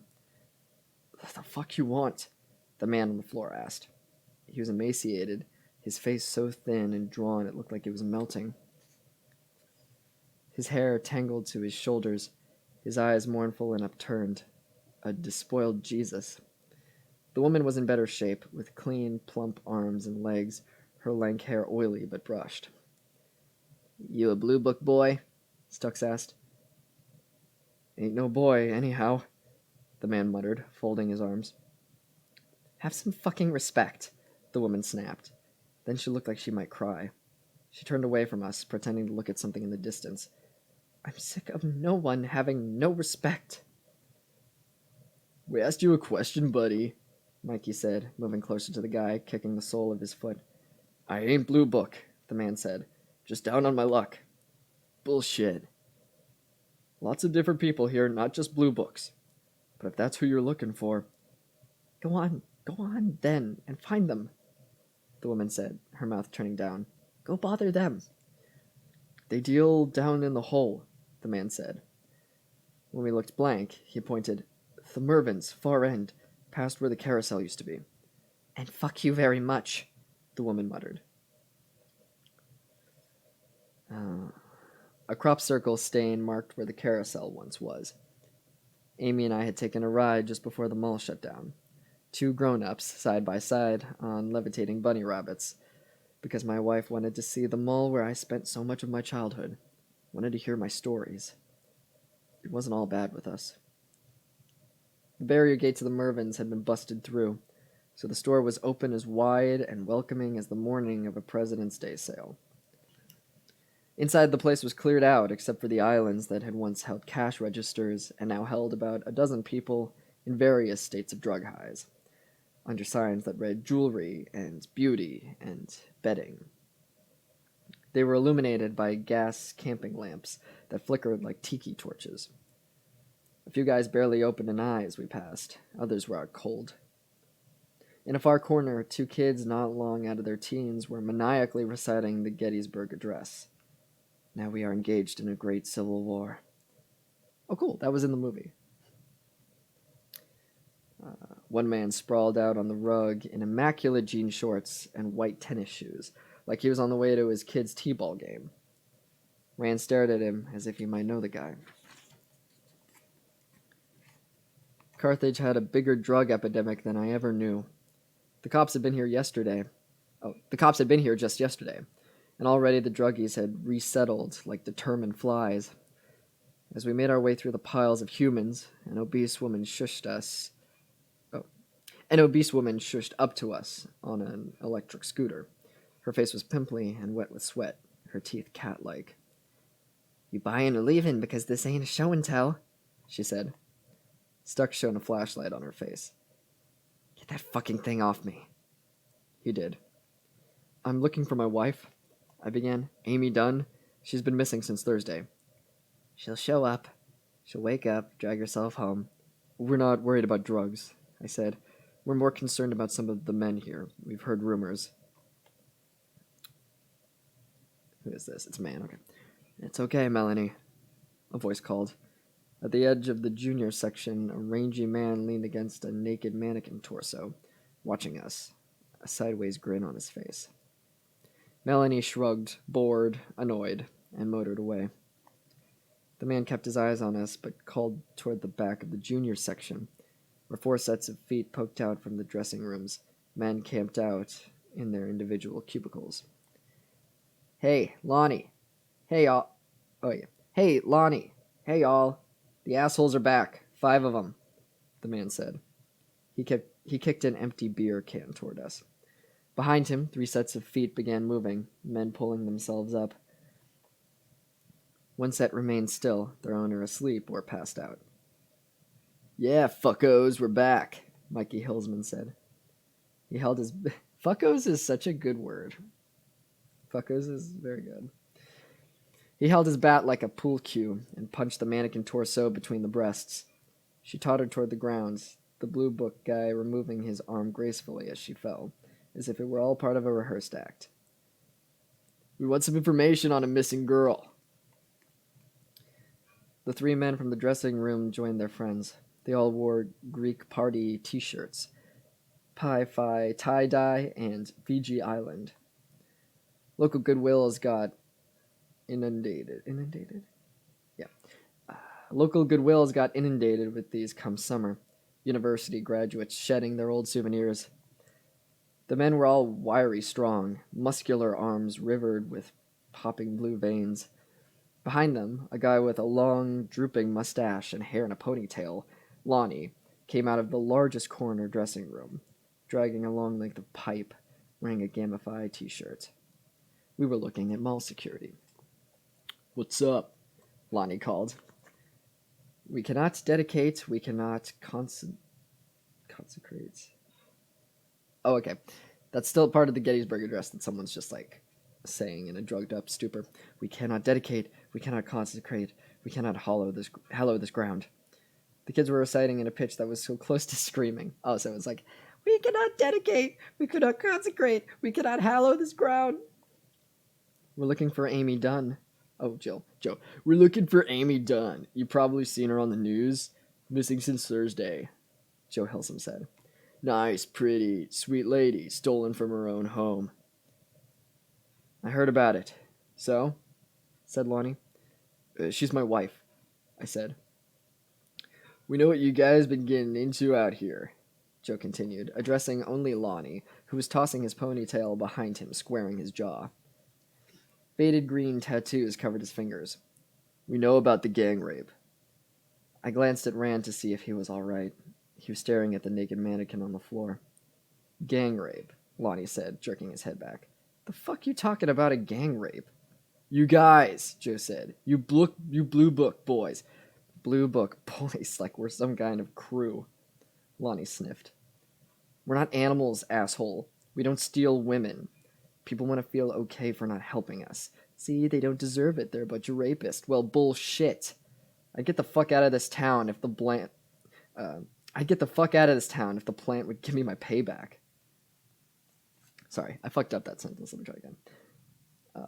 Well, bullshit. I'd get the fuck out of this town if the plant would give me my back pay. But I got nothing. None of us got nothing. So here we are. We'll give you money, good money, if you can tell us anything about Amy's disappearance, I said. You guys know a lot of people. Maybe you heard something. I pulled out her photo. The Hilsums and Stucks looked surprised, and I realized, of course, this was only a macho diversion for them. I pushed the photo in Lonnie's face, expecting him to barely glance. Instead, he leaned in closer. Oh shit, he said. Her? You recognize her? He actually looked stricken. She wanted to buy a gun. What? End of the chapter. Whew.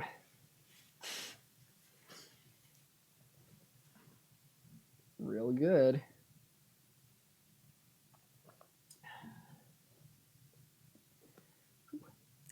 It's a little warm because it's outside. I haven't been out in a while, but I realized today because I had to leave the house for the first time. It's like, I want to say it might be around 60 degrees right now. It's later. It's almost 11:30 at night, so it might be like 50 degrees or something. But it's hot. Pardon me. Let's do one more tonight. Amy Elliott Dunn, October 16th, 2010. Diary entry. Happy anniversary to me. 1 full month as a Missouri resident, and I am on my way to becoming a good Midwesterner. Yep, I have gone cold turkey off all things East Coast, and I have earned my 30-day chip. Here it would be a potato chip. I am taking notes. I am honoring traditions. I am the Margaret Mead of the goddamn Mississippi. Let's see. What's new? Nick and I are currently embroiled in what I have taken to calling, to myself, the cuckoo clock conundrum. My parents' cherished heirloom looks ridiculous in the new house, but then all our New York stuff does. All our New York stuff does. There's so many different ways to say the sentence, I'm not sure how. Then all our New York stuff does. I'll go with that one. Our dignified elephant of a Chesterfield with its matching baby ottoman sits in the living room looking stunned, as if it got sleep darted in its natural environment and woke up in this strange new captivity, surrounded by faux posh carpet and synthetic wood and unveined walls. I do miss our old place, all the bumps and ridges and hairline fractures left by the decades, pause for attitude adjustment. But new is nice too, just different. The clock would disagree. The cuckoo is also having a tough time adjusting to its new space. The little bird lurches out drunkenly at 10 minutes after the hour, 17 minutes before, 41 past. It emits a dying wail, that every time brings Bleecker trotting in from some hideaway, eyes wild, all business, his tail a bottle brush as he tilts his head toward the feathers and mules. Wow, your parents must really hate me, Nick says whenever we're both within an earshot of the noise, though he's smart enough not to recommend ridding ourselves of the thing just yet. I actually want to trash it too. I am the one, the jobless, at home all day, just waiting for its squawk, a tense moviegoer steeling myself for the next outburst from the crazy patron behind me. Both relieved, there it is, and angry, there it is, each time it comes. Much to-do was made over the clock at the housewarming. Oh, look at that, an antique clock, which Mama Maureen Dunn insisted on. Actually, not insisted on. Mama Mo does not insist. She simply makes things a reality by assuming they are such. From the first morning after the move, when she appeared on our doorstep with a welcome home egg scramble and a family pack of toilet paper, which didn't speak well for the egg scramble, she'd spoken of the housewarming as if it were a fact. So, when you want to do your housewarming, have you thought about who I should invite to the housewarming? Do you want housewarming or something fun, like a stock the bar party? But a traditional housewarming is always nice. And then, suddenly, there was a date. And the date was today. And Dunn family and friends were shaking off the October drizzle from umbrellas and carefully, conscientiously wiping their feet on the floor mat Maureen had brought for us this morning. The rug says, all our friends who enter here. It is from Costco. I have learned about bulk shopping in my 4 weeks as a Mississippi River resident. Republicans go to Sam's Club. Democrats go to Costco. I wonder if that's a real thing. But everyone buys bulk because, unlike Manhattanites... But everyone buys bulk because, unlike on Manhattanites, they all have space to store 24 jars of sweet pickles. And unlike Manhattanites, they all have uses for 24 jars of sweet pickles. No gathering is complete without a lazy Susan full of pickles and Spanish olives right from the jar. And a salt lick. Yeah, you know what? That's a good point. I didn't think about that.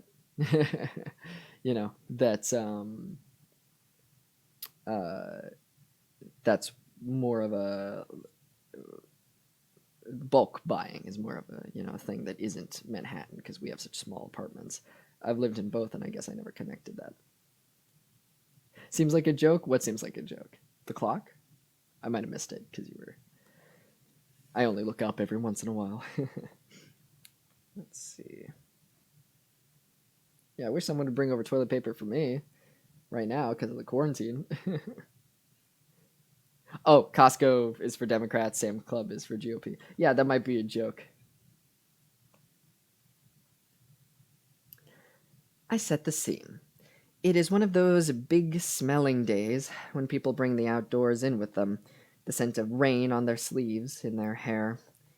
The older women, Maureen's friends, present varying food items in plastic dishwasher-safe containers. They will later ask to be returned. And ask. I know now that I am supposed to wash out the containers and drop each of them back by their proper homes, a Ziploc carpool, but when I first came here, I was unaware of the protocol. I dutifully recycled all of the plastic containers, and so I had to go buy all new ones.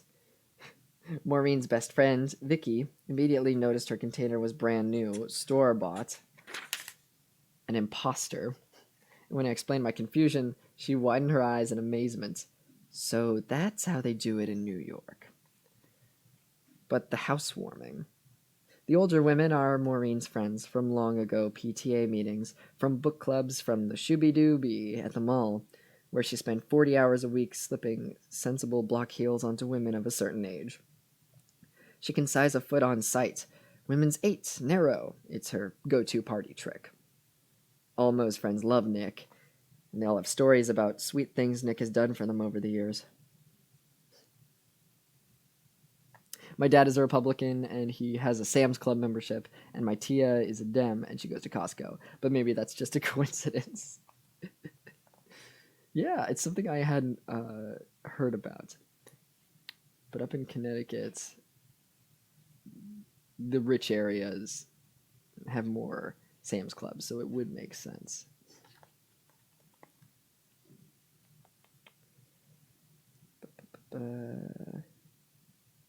Yeah, this is so funny because, she keeps talking about how, like, Nick just wants to impress everyone. He wants to be so nice to everyone so that he's liked. Because we've talked about a lot in the book where, he wants to be likable, but then he's a piece of shit to his wife, and he doesn't think he's done anything wrong. It's, I think, why this book is so relatable is everyone knows this guy. Everyone knows a Nick. It's loose at best, but I think Democrats might prefer Costco because they pay their workers better. That probably makes sense. Yeah, I can't see Republicans giving a shit about that. It's just the stereotypical Jessica Walters character in Arrested Development. Like, how much could a banana cost? $10.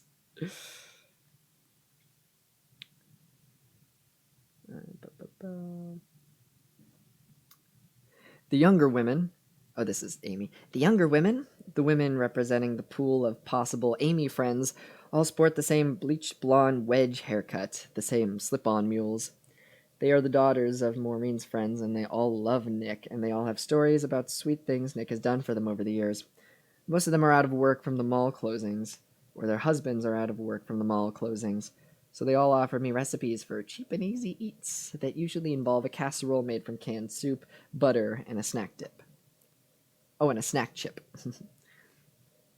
The men are nice and quiet and hunker in circles, talking about sports and smiling benevolently towards me. Everyone is nice. They are literally as nice as they can be. Maureen, the tri-state's hardiest cancer patient, introduces me to all her friends the same way you'd show off a slightly dangerous new pet. This is Nick's wife, Amy, who was born and raised in New York City, and her friends, plump and welcoming, immediately suffer some strange Tourette'sian episode. They repeat the words, New York City, with clasped hands and say something that defies response. That must have been neat. Or in reedy voices, they sing New York, rocking side to side with tiny jazz hands. Maureen's friend from the shoe store, Barb, drawls, New York City, get a rope. And when I squint at her in confusion, she says, oh, it's from that old salsa commercial. And when I still fail to connect, she blushes, puts a hand on my arm, and says, I wouldn't really hang you. Oh, I don't remember this fucking commercial. Ultimately, everyone trails off into giggles and confesses they've never been to New York, or that they've been once and didn't care for it much. Then I say something like, you'd like it, or it's definitely not for everyone, or because I've run out of things to say. Be friendly, Amy. Nick spits into my ear when we're refilling drinks in the kitchen. And Westerners love 2 liters of soda, always 2 liters, and you pour them into big red plastic Solo cups, always. I am, I whine. It really hurts my feelings, because if you asked anyone in that room whether I'd been friendly, I know they'd say yes. Sometimes I feel like Nick has decided on a version of me that doesn't exist. Since we've moved here, I've done girls' nights out and charity walks. I've cooked casseroles for his dad and helped sell tickets for raffles. I tapped the last of my money to give to Nick and Go so they could buy the bar they've always wanted. And I even put the check inside a card shaped like a mug of beer. Cheers to you. And Nick just gave a flat, begrudging thanks. I don't know what to do. I'm trying. We deliver the soda pops, me smiling and laughing even harder, a version of grace and good cheer, asking everyone if I can get them anything else, complimenting women on ambrosia salads and crab dips and pickle slices wrapped in cream cheese, wrapped in salami. Nick's dad arrives with Go. They stand silently at the door. They stand silently on the doorstep. Midwest Gothic. Bill Dunn, wiry and still handsome. A tiny band-aid on his forehead. Go grim-faced, her hair in barrettes, her eyes averted from her father.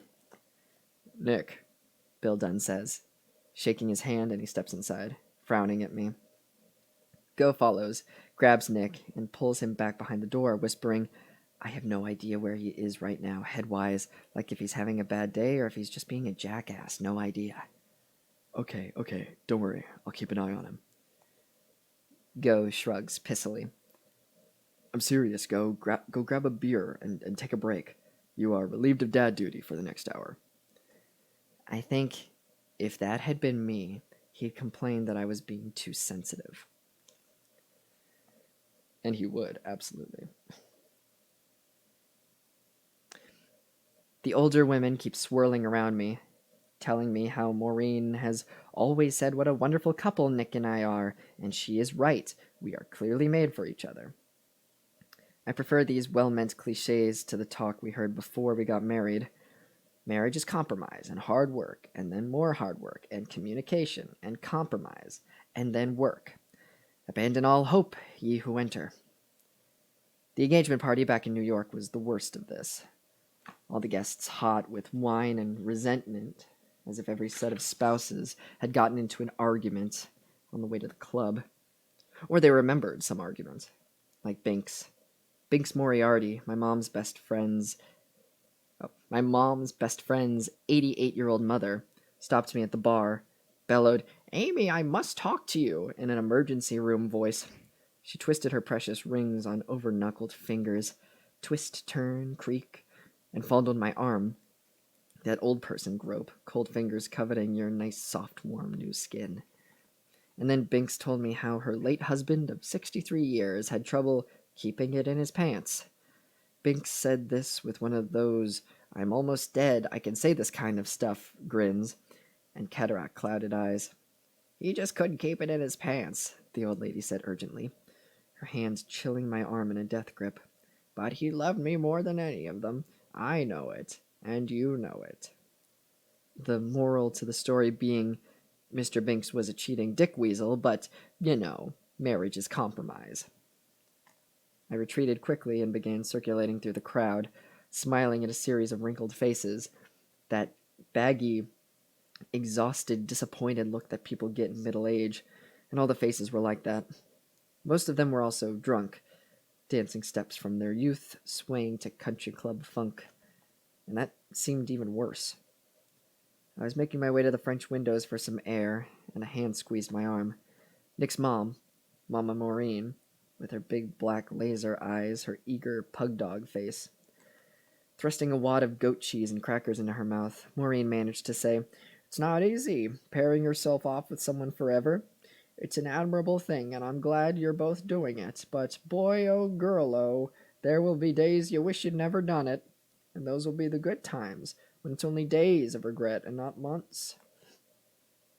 I must have looked shocked. I was definitely shocked, because she said quickly, But then you have good times, too. I know you will. You, too. A lot of good times. So just forgive me, sweetheart, what I said before. I'm just being a silly old divorced lady.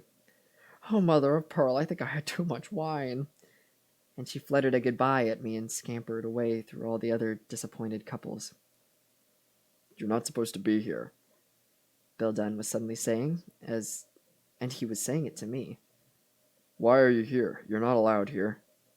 I'm Amy, I say, touching his arm as if that might wake him. Bill has always liked me, even if he could think of nothing to say to me. I could tell he liked me. The way he watched me like I was a rare bird. Now he is scowling, thrusting his chest toward me, a caricature of a young sailor ready to brawl. A few feet away, Go sets down her food and gets ready to move toward us, quietly, like she's trying to catch a fly. Why are you in our house? Bill Dunn says, his mouth grimacing. You've got some nerve, lady. Nick? Go calls behind her, not loudly, but urgently. Got it, Nick says, appearing.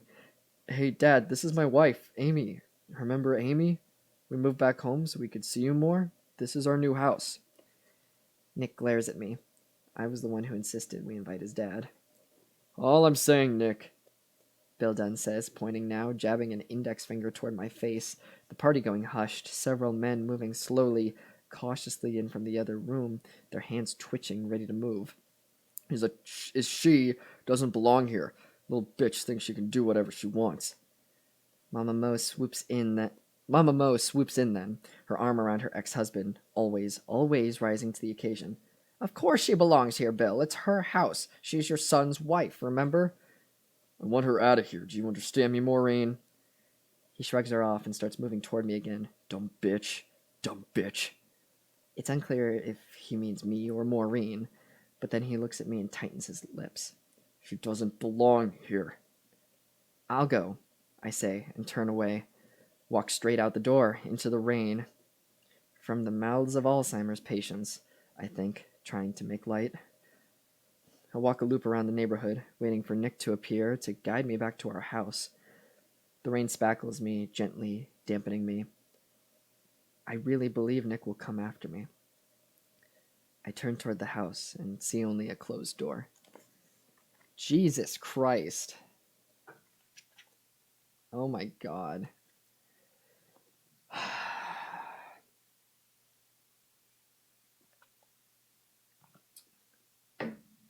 I want to keep reading. Let's do another. Oh my God. Shit, if that was my dad, I'd murder him in his sleep. Yeah, Jesus Christ. Like, I'm glad everyone else is more on it than fucking Nick. Dad should go fuck himself. Yeah, it's like I feel bad for Alzheimer's sufferers, but he was also like a piece of shit before Alzheimer's, so it doesn't help. Fuck, I hate Nick. Okay.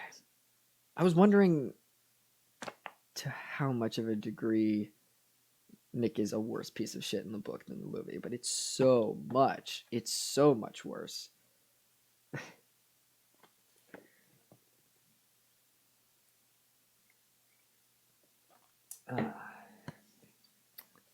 Nick Dunn, 4 days gone. Rand and I sat in the vacant Find Amy Dunn headquarters at 5 a.m, drinking coffee while we waited for the cops to check out Lonnie. Amy stared at us from her poster perch on the wall. Her photo looked distressed. I just don't understand why she would say something to you if she was afraid, Rand said. Why wouldn't she tell you? Amy had come to the mall to buy a gun on Valentine's Day, of all days. That's what our friend Lonnie had said. She was a little abashed, a little nervous. Maybe I'm being silly, but I just really think I need... Oh, yeah, that's her. Maybe I'm being silly, but I just really think I need a gun. Mostly, though, she was scared. Someone was unnerving her, she told Lonnie. She gave no more details, but when he asked her what kind of gun she wanted, she said, one that stops someone fast. He told her to come back in a few days, and she did. He hadn't been able to get her one. It's not really my bag, man, but now he wished he had. He remembered her well. Over the months, he'd wondered how she was now and then, this sweet blonde with the fearful face trying to get a gun on Valentine's Day. Who would she be afraid of? Rand asked. Tell me about Desi again, Rand, I said. Did you ever meet him? He came to the house a few times. Rand frowned, remembering. He was a nice-looking kid, very solicitous of Amy. Treated her like a princess, but I just never liked him. Even when things were good with them, young love, Amy's first love, even then I disliked him. He was very rude to me, inexplicably so, very possessive of Amy, arms around her at all times. I found it strange, very strange, that he wouldn't try to be nice to us. Most young men want to get in good with the parents. I wanted to. Yeah, and you did, he smiled. You were just the right amount of nervous. It was very sweet. Desi wasn't anything but nasty. Desi's less than an hour out of town. True. And Hillary handy? Rand said, rubbing his eyes. I don't want to be sexist here. She was scarier than Desi. Because that Lonnie guy at the mall, he didn't say Amy was afraid of a man. No, he just said she was afraid. I said, there is that Noelle Hawthorne girl, the one who lives near us. She told the police she was best friends with Amy when I knew she wasn't. They weren't even friends. Her husband says she's been in hysterics, that she was looking at pictures of Amy crying. At the time, I thought they were internet photos, but what if they were actual photos she had of Amy? What if she was stalking Amy? She tried to talk with me when I was a little busy yesterday, Rand said. She quoted some Amazing Amy stuff at me. Amazing Amy and the best friend war, actually. Best friends are the people who know us best. Sounds like Hillary, I said, all grown up. We met Boney and Gilpin just after 7 a.m. at an IHOP out along the highway for a showdown. Oh man, I could really go for IHOP. I haven't been out of the house, you know. Oh, yeah. Maybe having Alzheimer's is a fitting punishment for trash like him, a never-ending, ceaseless nightmare for him. Yeah, I agree. And Potato Planner also agrees. It's tough because like I don't. Over the years, I've tried to figure out my relationship with religion, you know, because I'm queer and I went to like 11 years of Catholic school, but I don't know if I believe in God. I want to, but you know, it's one of those things that I've had to really think about. Because when you're a kid and someone convinces you that there is a God, you just kind of believe it. But now that I'm older, I can actually think on the subject and figure out what it is that I believe. And I don't know, and I really hope there is a system for punishing shit people. But I just have this feeling that there isn't. The Good Place. I wish that The Good Place was a thing. But yeah, I don't know. But something like that, Alzheimer's, something that can like actually punish them is. I don't feel sad when it happens to a piece of shit. Who was it? Weinstein, I think, just tested COVID positive, and I was like, "That's fine. I'm good. I'm not losing sleep over that." Let's see. This is fine. Yeah. All I hope is that there's a life after this. Yeah, you hope so? I go back and forth on the subject. I don't know whether I want to just like it's scary to think of just stopping existing, but yeah, I don't know. I don't know. Something to think about.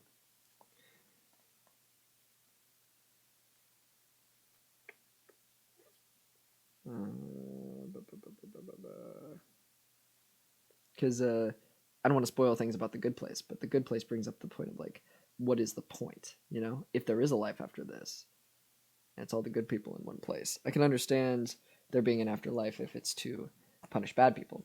But what about the good people in heaven? What is the point? What is the point of all of us existing in this perfect space? You know, do we just learn all the languages and we spend all our time just what is the point?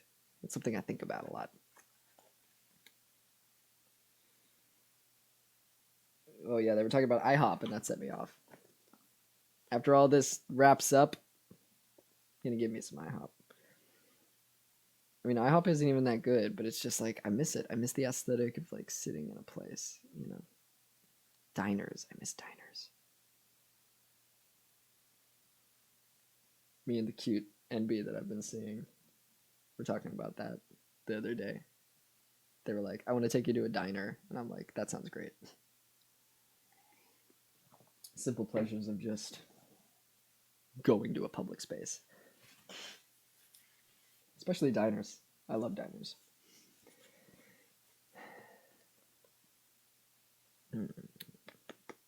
We met Boney and Gilpin just after 7 a.m. at an IHOP out along the highway for a showdown. It was ridiculous that we were doing their job for them. It was insane that we were the ones discovering leads. It was time to call in the FBI if the local cops couldn't handle it.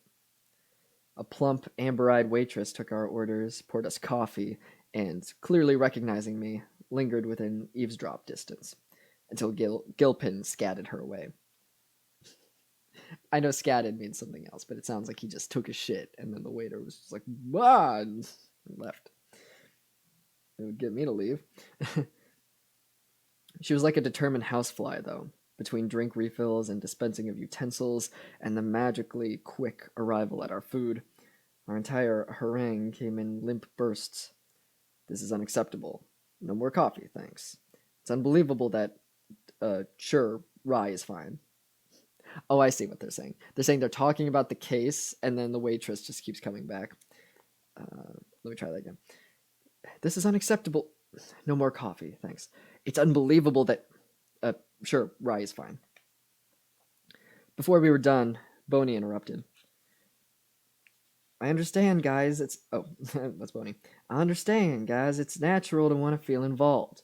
But what you did was dangerous. You have got to let us handle this kind of thing.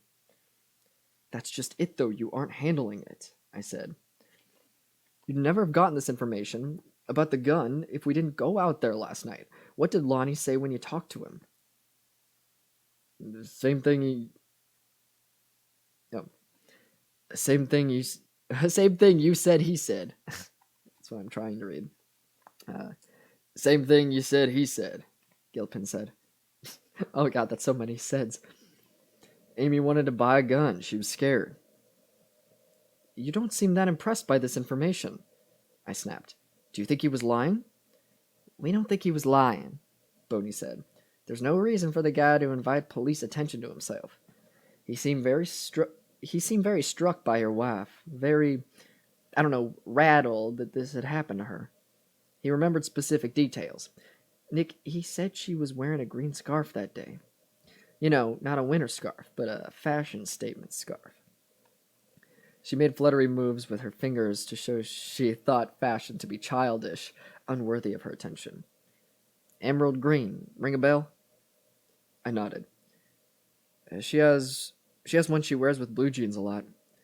And a pin on her jacket, a cursive A? Yes. Boney shrugged. Well, that settles it. You don't think he might have been so struck by her that he kidnapped her? I asked. He has an alibi. Rock solid, Boney said, giving me a pointed look. To tell the truth, we've begun to look for a different kind of motive. Something more personal, Gilpin added. He looked dubiously at his pancakes, topped with strawberries and puffs of whipped cream. He began scraping them to the side of his plate. I love that. That's like a very personal touch. Something that says a lot about a character. I think that maybe our souls are recycled through reincarnation. I'd hope that too. I've thought about reincarnation a lot. That sounds like something I'd be okay with.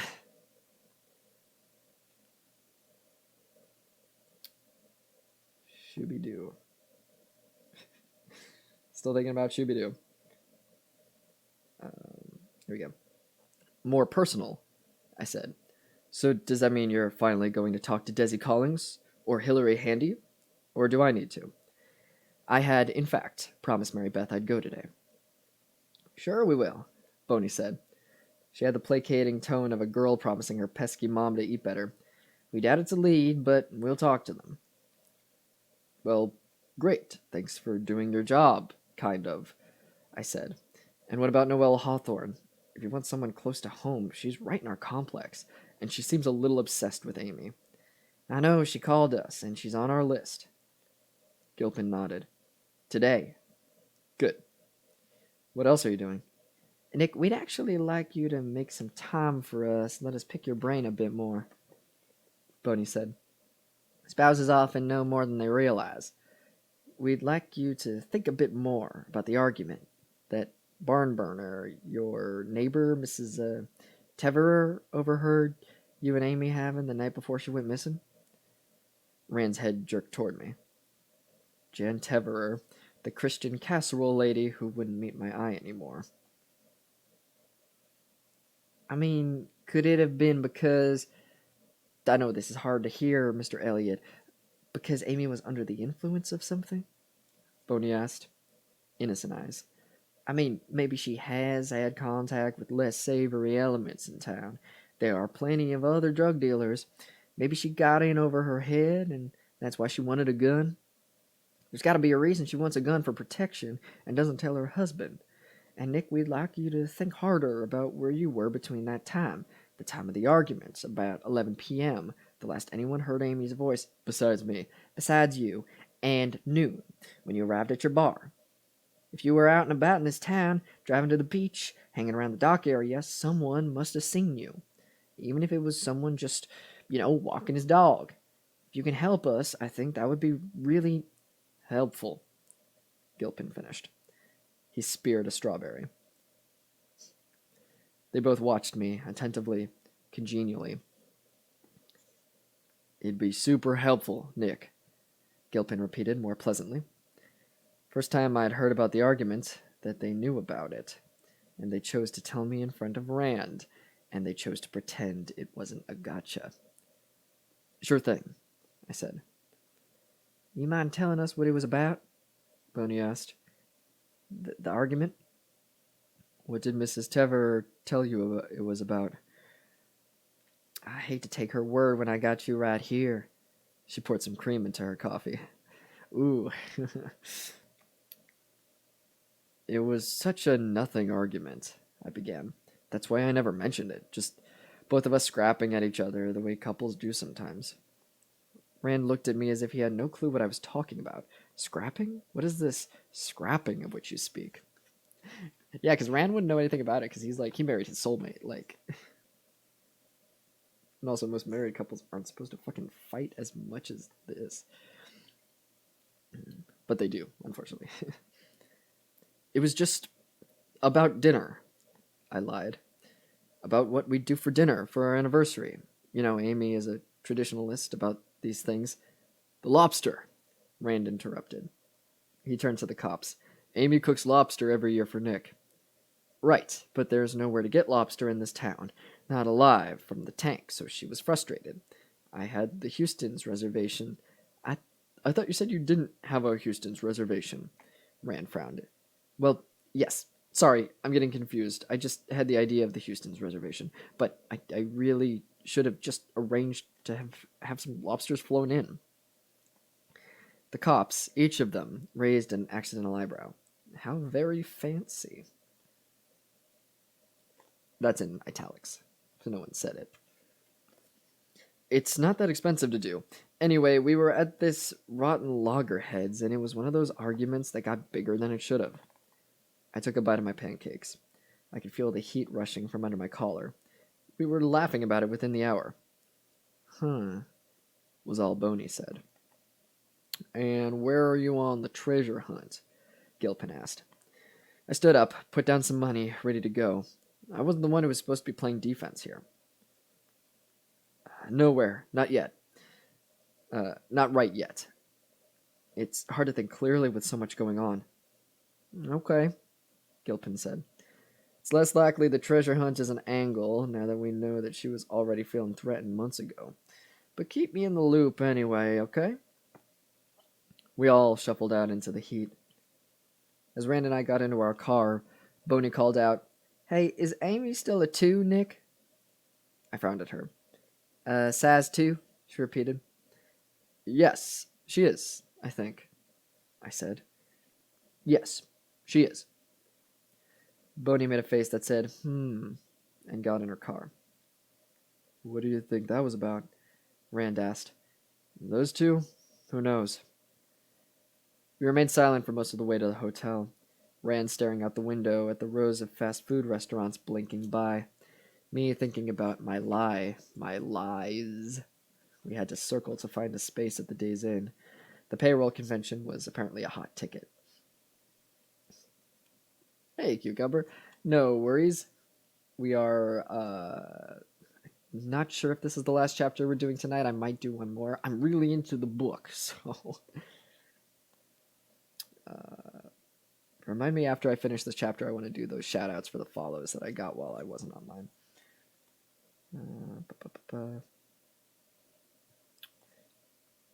Oh, this is Ren. You know, it's funny how provincial I am. Lifetime New Yorker, Bran said, fingers on the door handle.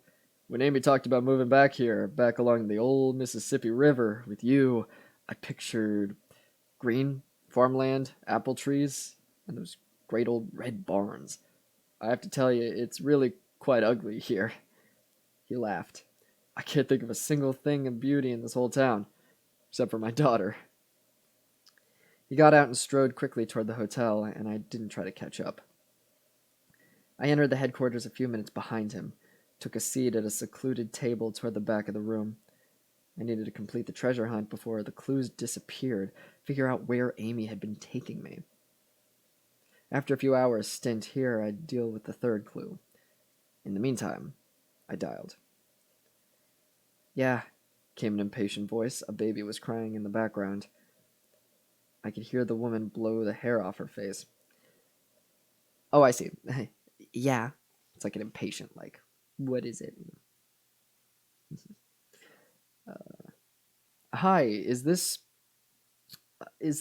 Hillary Handy? She hung up. I phoned back. Hello? Hi there. I think we got cut off before. Would you put this number on your do not call list? Hillary, I'm not selling anything. I'm calling about Amy Dunn. Amy Elliott.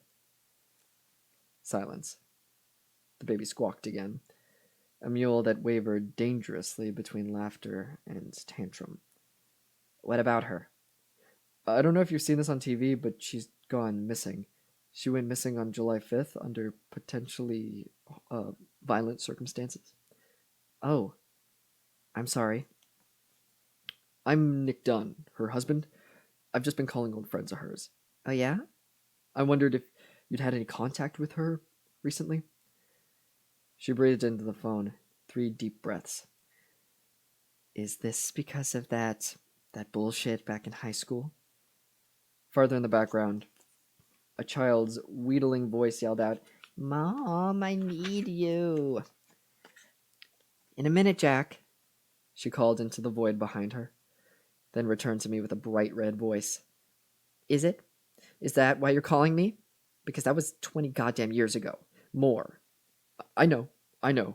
Look, I have to ask. I'd be an asshole not to ask. Jesus fucking Christ. I'm a mother of 3 kids now. I haven't talked to Amy since high school. I learned my lesson. If I saw her on the street, I'd run the other way. The baby howled. I gotta go. Just real quick, Hillary. She hung up. And immediately my disposable vibrated. I ignored it. I had to find a place to stow the damn thing. I could feel the presence of someone, a woman, near me, but I didn't look up, hoping she would go away. It's not even noon, and you already look like you've had a full day, poor baby. Shauna Kelly. She had her hair pulled up in a high bubblegum girl ponytail.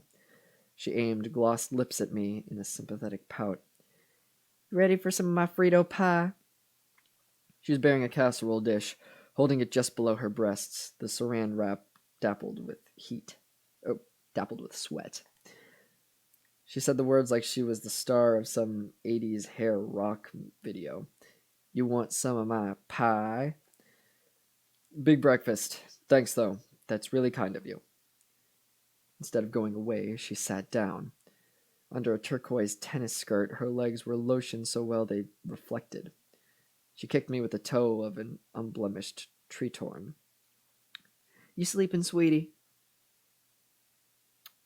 I'm holding up. You've got to sleep, Nick. You're no good to anyone if you're exhausted. I might leave in a little bit, see if I can grab a few hours. I think you should. I really do. I felt a sudden keen gratitude toward her. It was my mama's boy attitude rising up. Dangerous. Crush it, Nick. I waited for her to go. She needed to go. People were beginning to watch us. If you want, I can drive you home right now, she said. A nap might be just the right thing for you. She reached out to touch my knee, and I felt a burst of rage that she didn't realize she needed to go. Leave the casserole, you clingy, groupie whore, and go. Daddy's boy attitude rising up just as bad. Oh, daddy's boy attitude rising up, just as bad. Why don't you go check in? Oh, that's Nick. Why don't you go check in with Mary Beth? I said brusquely, and pointed to my mother-in-law by the Xerox, making endless copies of Amy's photo. Okay. She lingered, so I began ignoring her outright. I'll leave you to it then. Hope you like my pie. Hope you like the pie. The dismissal the dismissal had stung her, I could tell, because she made no eye contact as she left, just turned and sauntered off. I felt bad, debated apologizing, making nice. Do not go after that woman, I ordered myself. Oh, it's Noelle. Any news? Okay, good. Shauna and Noelle are different people. I was trying to figure out, like. um,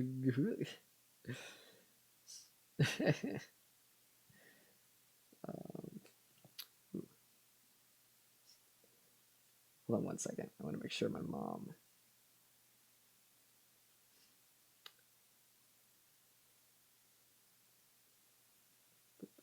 Still streaming.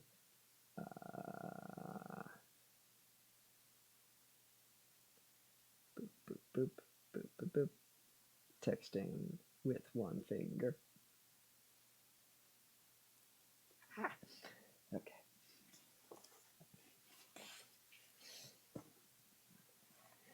Boop, boop, boop, boop, boop, boop, boop. Okay, where are we? I don't know what voice to give Noelle. It's easier to give her an accent so that it's like distinctly different. I'll give her a light accent. Any news? It was Noelle Hawthorne entering the same space Shauna had just vacated. She was younger than Shauna, but seemed older. A plump body with dour, wide-spaced mounds for breasts, a frown on her face. Why does Nick have to comment on every girl's breasts? Just all of them. Just all of them. It's like Nick just describes women by their boobs. Like, I didn't know I could hate a person so much. Let's see. Not so far. You seem to be handling it all okay. I twitched my head at her, unsure what to say. Do you even know who I am? She asked. Of course. You're Noelle Hawthorne. I'm Amy's best friend here. I had to remind the police. There were only two options with Noelle. She was either a lying publicity whore, she liked the catchit of being pals with a missing woman, or she was crazy. A stalker determined to befriend Amy, and when Amy shirked her, "Do you have any information about Amy, Noelle?" I asked. Of course I do, Nick. She was my best friend. We stared each other down for a few seconds. Are you going to share it? I asked. The police know where to find me, if they ever get around to it. That's super helpful, Noelle. I'll make sure they talk to you. Her cheeks blazed red, two expressionist splatters of color. She went away. I thought the unkind thought, one of those that burbled up beyond my control. I thought, women are fucking crazy. No qualifier. Not some women, not many women. Women are crazy. Once night fell fully, I drove to my dad's vacant house, Amy's Clue on the seat beside me. Maybe you feel guilty for bringing me here. I must admit, it felt a bit queer. But it's not like we had the choice of many a place. We made the decision. We made this our space. Let's take our love to this little brown house. Give me some goodwill, you hot lovin' spouse. This one was more cryptic than the others, but I was sure I had it right. Amy was conceding Carthage, finally forgiving me for moving back here. Maybe you feel guilty for bringing me here, but we made this our space. The little brown house was my father's house, which was actually blue, but Amy was making another inside joke. I'd always liked our inside jokes the best. They made me feel more connected to Amy than any amount of confessional truth-telling, or passionate love-making, or talk till sunrising. The little brown house story was about my father, and Amy is the only person I'd ever told it to. That after the divorce, I saw him so seldom that I decided to think of him as a character in a storybook. He was not my actual father, who would have loved me and spent time with me, but a benevolent and vaguely important figure named Mr. Brown, who was very busy doing very important things for the United States, and who very occasionally used me as a cover to move more easily about town. Amy got tears in her eyes when I told her this, which I hadn't meant. I'd meant it as a kids are funny story. She told me she was my family now, that she loved me enough to make up for 10 crappy fathers, and that we were now the Dunns, the two of us. And then she whispered in my ear, "I do have an assignment you might be good for." As for bringing back the goodwill, that was another consolation. After my father was completely lost to Alzheimer's, we decided to sell his place, so Amy and I went through his house, putting together boxes for goodwill. Oh, I see. Give me some goodwill, you hot lemon spouse. Yeah, I'm reading back on the...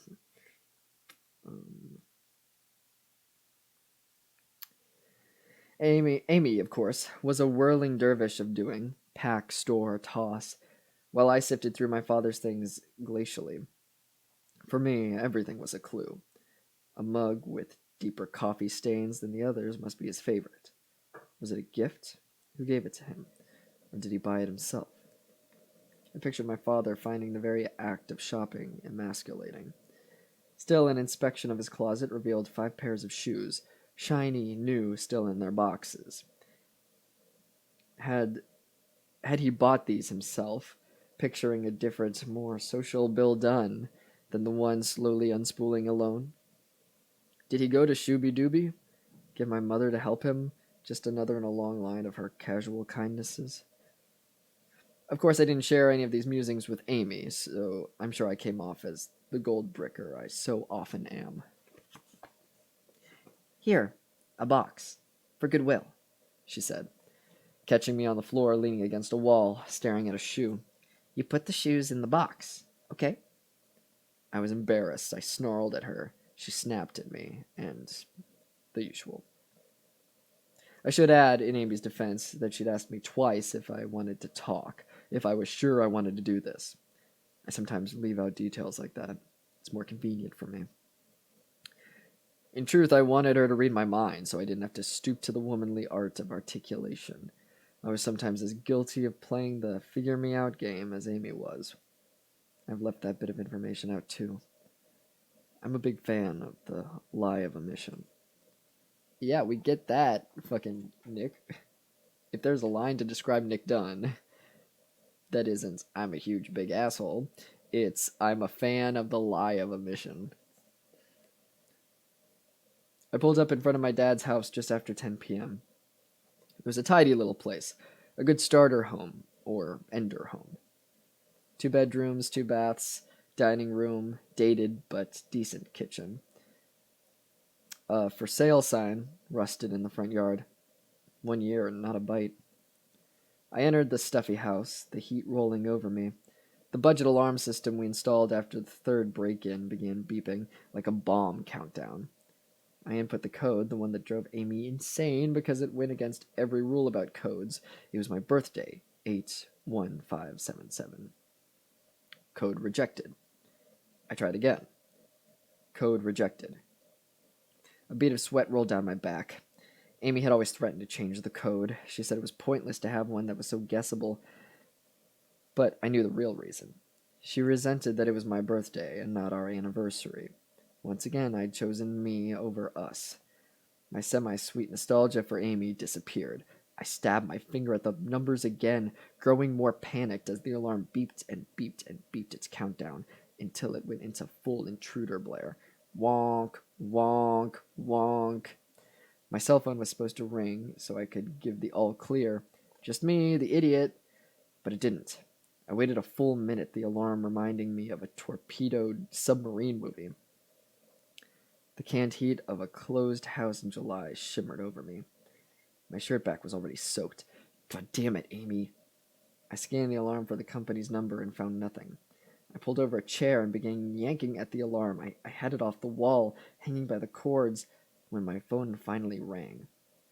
A bitchy voice on the other ends demanded Amy's first pet's name. Wonk, wonk, wonk.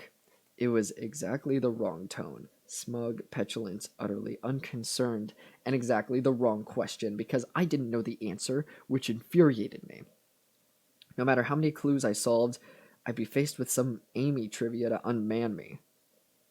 Look, this is Nick Dunn. This is my dad's house. This account was set up by me, I snapped. So it doesn't really fucking matter what my wife's first pet's name was.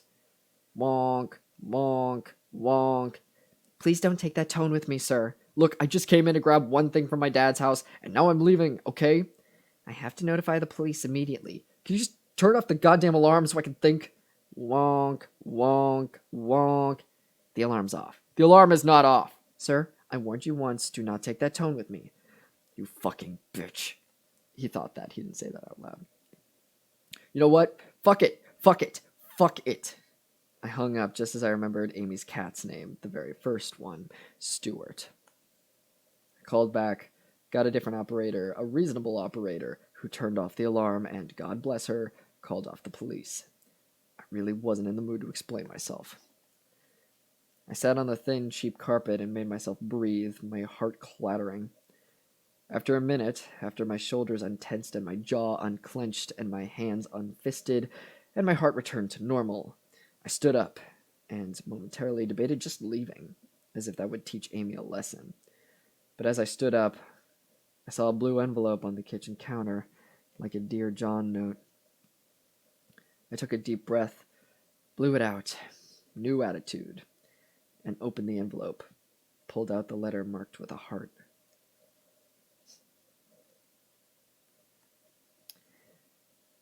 Hi, darling. So we both have things we want to work on. For me, it'd be my perfectionism, my occasional wishful thinking, self-righteousness. For you, I know you worry that you're sometimes too distant, too removed, unable to be tender or nurturing. Well, I want to tell you, here in your father's house, that isn't true. You are not your father.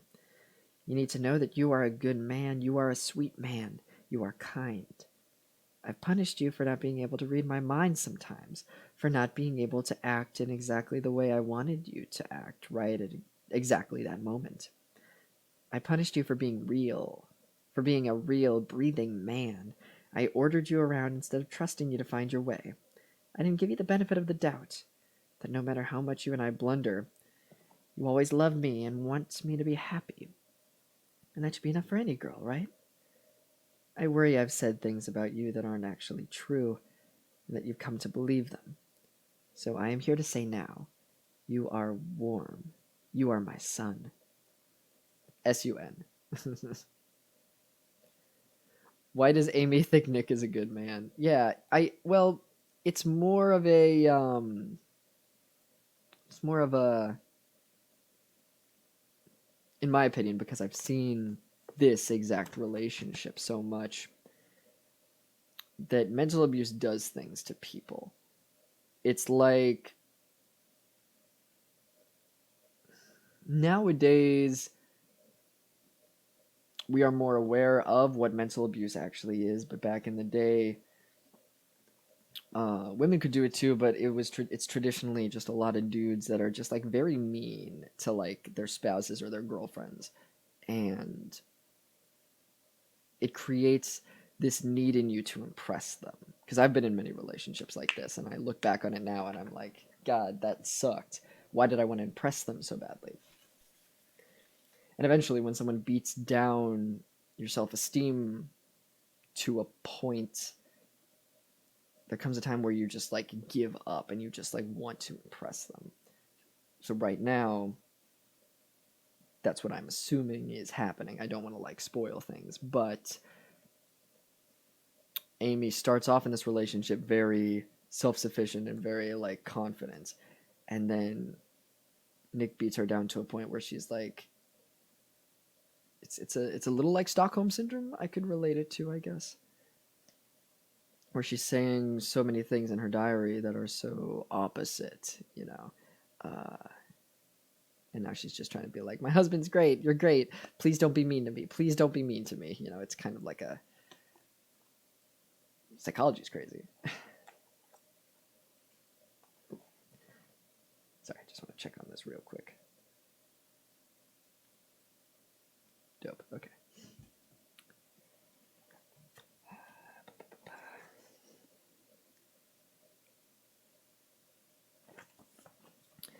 If Amy were with me, as she'd planned on being, she would have nuzzled into me the way she used to do, her face in the crook of my neck, and she would have kissed me and smiled and said, "You are, you know, my son." My throat tight, I took a final look around my father's house and left, closing the door on the heat. In my car, I fumbled open the envelope marked fourth clue. We had to be near the end. It's like she wants him to be a good man, so she keeps insisting on it in hopes she might actually believe it. That's a really good way of putting it, yeah. Like you're just begging people to like him, you know? That's what I did a lot with abusive relationships that I've been in the past. Like, no one liked who I was dating, and I just kept being like, aren't they fun? Aren't they great? Ha ha ha. Please. You know, and eventually you don't believe it either. You're just like trying to convince yourself as well as other people. So this is the fourth clue. Picture me. I'm a girl who is very bad. I need to be punished, and by punished, I mean had. It's where you store goodies for anniversary 5. Pardon me if this is getting contrived. A good time was had here right at sunny midday.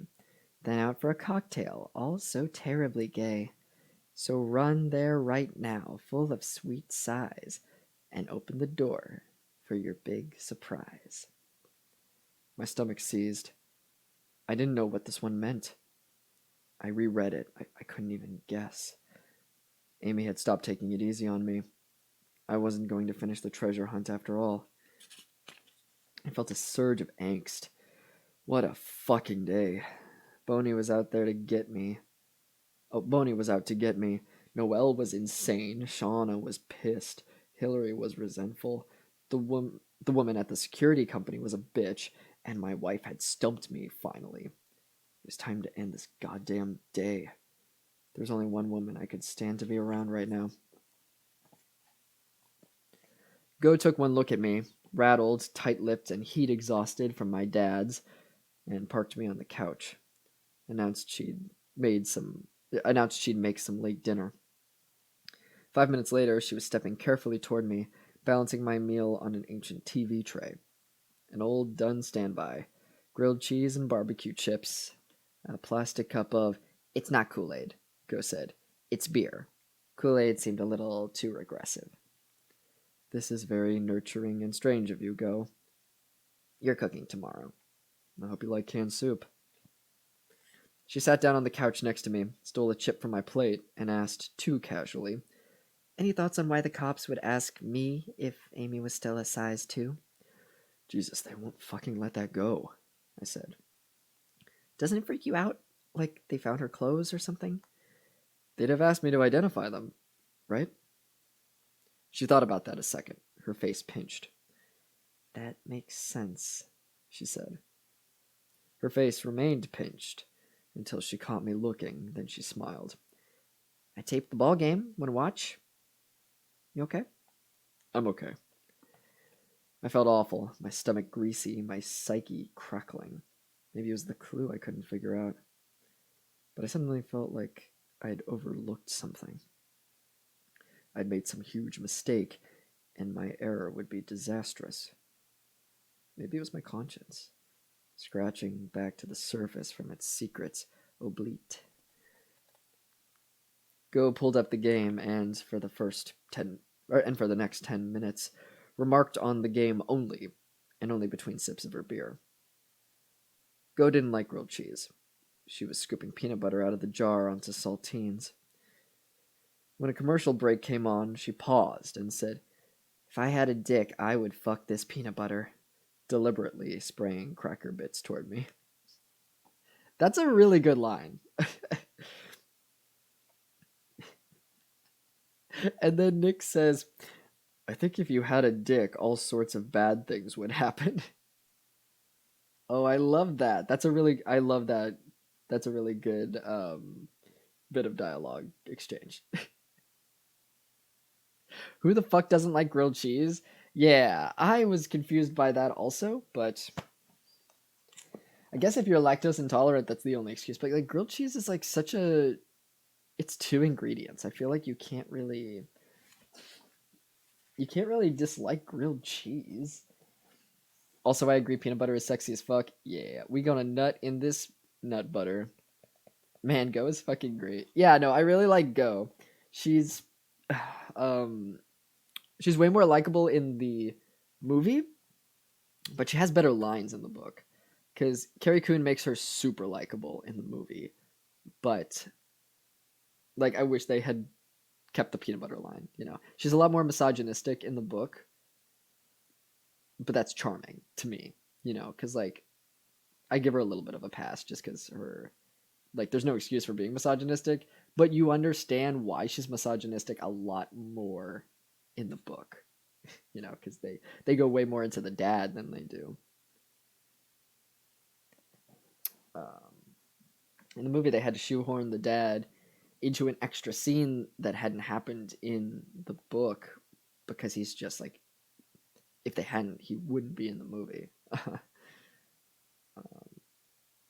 Because in the movie, Nick takes his dad home when he finds him at the police station. And in the book, I think another police officer takes him home. Nick should just fuck his sister. Come on, Nick. Twincest is wincest. This turns into anime real fast. But now you can understand why people he says he went to high school with people who were like, are you two fucking? Because he's very close to his sister. It's and that says a lot about Nick, right?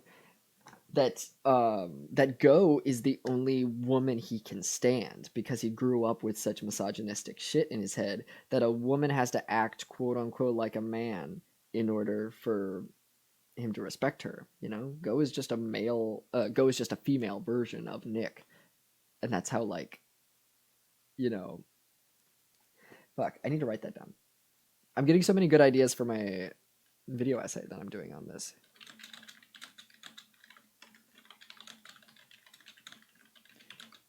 And it shows how self-obsessed Nick is.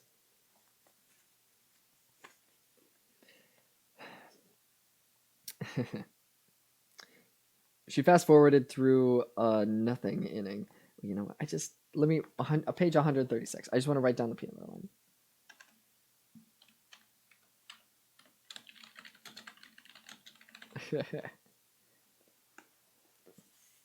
I do like a tomboy. I don't know why I didn't realize I was pan sooner. Yeah, it's I I love tomboys. The highest quality of woman. I feel it. I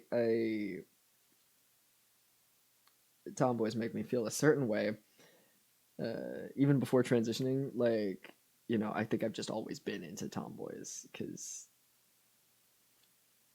you asked me to write a list of like fictional characters that I'm into, and Cora's at the top, and like, there's a pattern. There's a pattern. I love a girl who can kick my ass.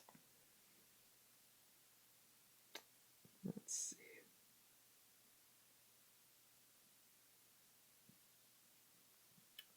Where was I? Shit. The peanut butter line, right. She fast forwarded through a nothing inning, Cards trailing by 5. When it was time for the next commercial break, Go paused, said, so I called to change my cell phone plan today, and the hold song was Lionel Richie. Do you ever listen to Lionel Richie? I like Penny Lover, but the song wasn't Penny Lover. But anyway, then a woman came on the line, and she said the customer service reps are all based in Baton Rouge, which was strange because she didn't have an accent, but she said she grew up in New Orleans. And it's a little known fact that what do you call someone from New Orleans? A New Orleansian? Anyway, that they don't have much of an accent. So she said for my package A, Go and I had a game inspired by our mom, who had a habit of telling such outrageously mundane, endless stories that Go was positive she had to be secretly fucking with us. For about 10 years now, whenever Go and I hit a conversation lull, one of us would break in with a story about appliance repair or coupon fulfillment. Go had more stamina than I did, though. Her stories could drone on seamlessly forever. They went on so long that they became genuinely annoying and then swung back around to hilarious. Go was moving on to a story about her refrigerator light and showed no signs of faltering. Filled with a sudden, heavy gratefulness, I leaned across the couch and kissed her on the cheek. What's that for? Just thanks. I felt my eyes get full with tears.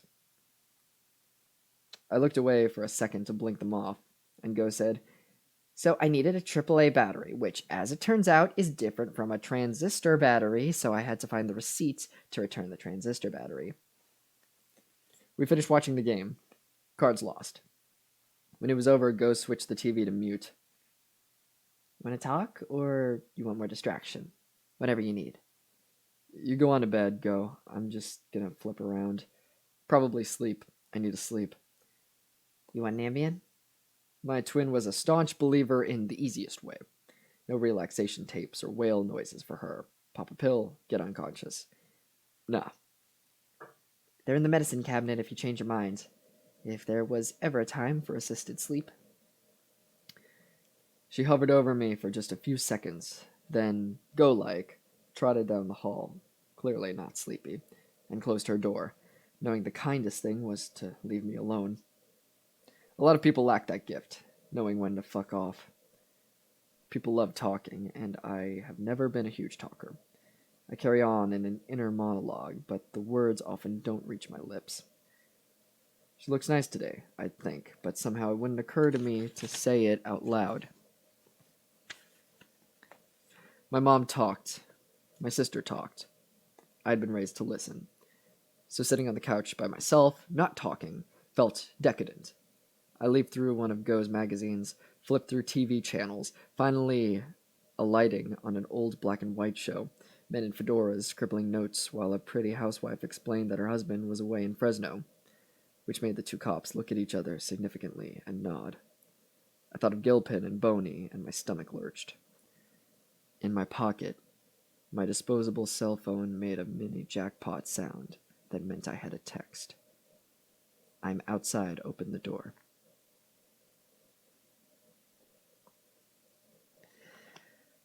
Oh, I wonder who it is. I know who it is, because I've seen the movie.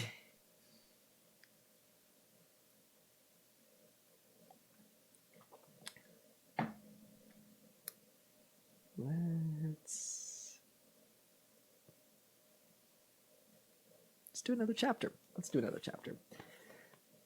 Wow, we are almost halfway through the book. Like, if we keep chugging along. I wonder where Khaleesi is. That little embarrassed cat. She's probably still feeling shitty about earlier.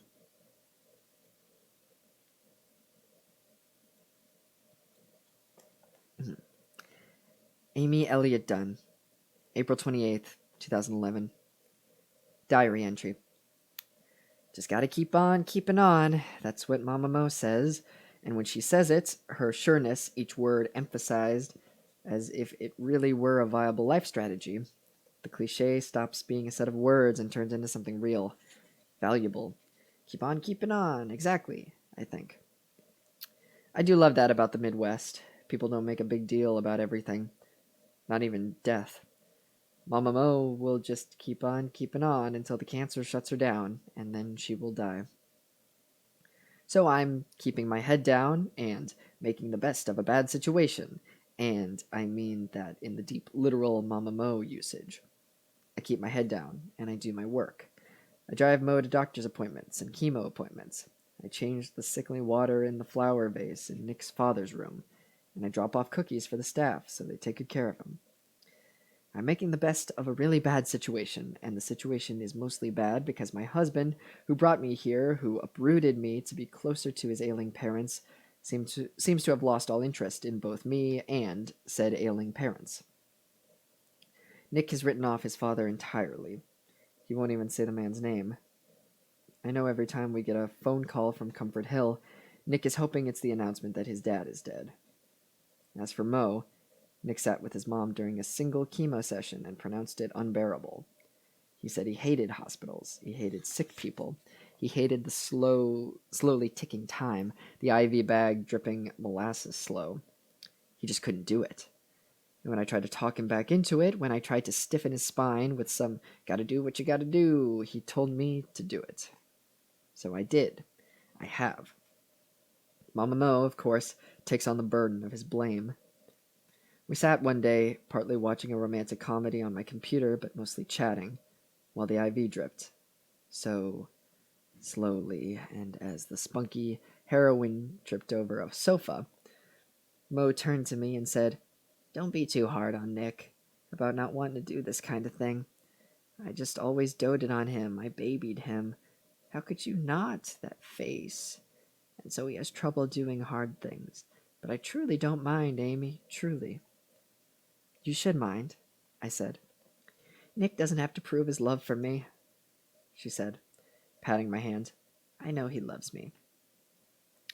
I admire Mo's unconditional love. I do. So I don't tell her what I have found on Nick's computer. The book proposal for a memoir about a Manhattan magazine writer who returns to his Missouri roots to care for both his ailing parents. Nick has all sorts of bizarre things on his computer, and sometimes I can't resist a little light snooping. It gives me a clue as to what my husband's thinking. His search history gave me the latest noir films and the website of his old magazine and a study on the Mississippi River, whether it's possible to free float from here to the Gulf. I know what he pictures. Floating down the Mississippi like Huck Finn and writing an article about it. Nick is always looking for angles. I was nosing through all this when I found the book proposal. Double Lives, a memoir of ends and beginnings, will especially resonate with Gen X males, the original man boys, who are just beginning to experience the stress and pressures involved with caring for aging parents. In Double Lives, I will detail my growing understanding of a troubled, once distant father, my painful, forced transformation from a carefree young man into the head of a family as I deal with the imminent death of a much-loved mother, the resentment my Manhattanite wife feels at this detour in her previously charmed life. My wife, it should be mentioned, is Amy Elliott Dunn, the inspiration for the best-selling Amazing Amy series. I hate Nick so much. Every guy has trouble doing hard things at first. Can't jam it all in at once. Yeah, Oh, that was a sex joke. That was a good sex joke. No, you just gotta go slow. Use a finger first. Think about what kind of lube. You gotta water-based lube runs out of lubrication faster. You gotta use extra. Let's see. The proposal was never completed, I assume because Nick realized he wasn't going to ever understand his once distant father, and because Nick was shirking all head of the family duties, and because I wasn't expressing any anger about my new life. A little frustration, yes, but no book-worthy rage. For so many years, my husband has lauded the emotional solidity of Midwesterners, stoic, humble, without affection. But these aren't the kinds of people who provide good memoir material. Imagine the jacket copy. People behaved mostly well, and then they died. Still, it stings a bit. The resentment my Manhattanite wife feels. Maybe I do feel stubborn. I think of how consistently lovely Maureen is, and I worry that Nick and I were not meant to be matched. That he would be happier with a woman who thrills at husband care and homemaking, and I'm not disparaging. Okay, and I'm not disparaging these skills. I wish I had them. I wish I cared more that Nick always has his favorite toothpaste, that I know his collar size off the top of my head, that I am an unconditionally loving woman whose greatest happiness is making my man happy. I was that way for a while with Nick, but it was unsustainable. I'm not selfless enough. Only child, as Nick points out regularly. But I try. I keep on keeping on, and Nick runs around town like a kid again. He's happy to be back in his rightful prom king place. He dropped about 10 pounds, he got a new haircut, he bought new jeans, he looks freaking great. But I only know that from the glimpses of him coming home or going back out, always in a pretend hurry. You wouldn't like it, his standard response anytime I ask to come with him wherever it is he goes.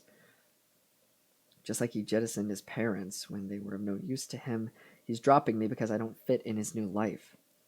He'd have to work to make me comfortable here. And he doesn't want to do that.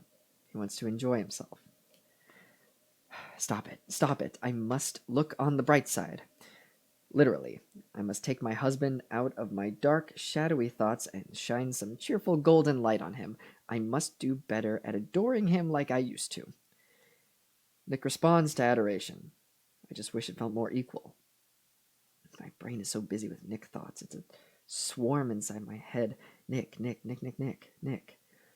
And when I picture his mind, I hear my name as a shy crystal ping that occurs once, maybe twice a day, and quickly subsides. I just wish he thought about me as much as I do him. Is that wrong? I don't even know anymore. Ooh. Be right back, grabbing sausage in the kitchen. Take that as you will. Hell yeah, I fucking will. Ooh. I'm trying to figure out if I should do one more chapter.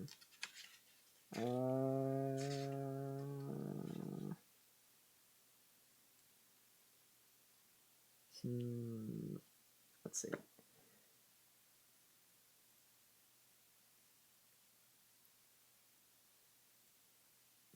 I think I'm gonna call it for the night because this is a good chapter, or it's a twisty chapter. I think Cucumber's gonna come back after grabbing sausage in the kitchen, and we're gonna be gone. I want to know who was outside. Well, it's. When am I streaming next? I think it's just a day. Just wait a day, Andrew. All right, because we're gonna get to it, and it's real good, and you're gonna be real mad, because it's ooh. Yeah, just wait a day. Oh, hey, Cucumber. I was just saying we're wrapping up for the night. But yeah, catch me in a day. That would be dope. Oh yeah. Just to get to them out of the way. Chawnage, thank you for the follow. Obsidian 2 _ 3000. Thank you for the follow. And Setter Arts, thank you all so much for the follow. I'm gonna do my first air horn of the night. Thank you all so much. This has been super fun. Catch me in a day. It's Friday right now. Technically Saturday because it's like 1 in the morning. But catch me then, and we will see who it is outside. Ooh, who knows? It's a mystery. The Gone Girl. Thank you all so much. This has been super fun. Yeah, I'll see y'all in a day. Catch you later. Be safe. Wash your hands. Live Moss. Bye, folks.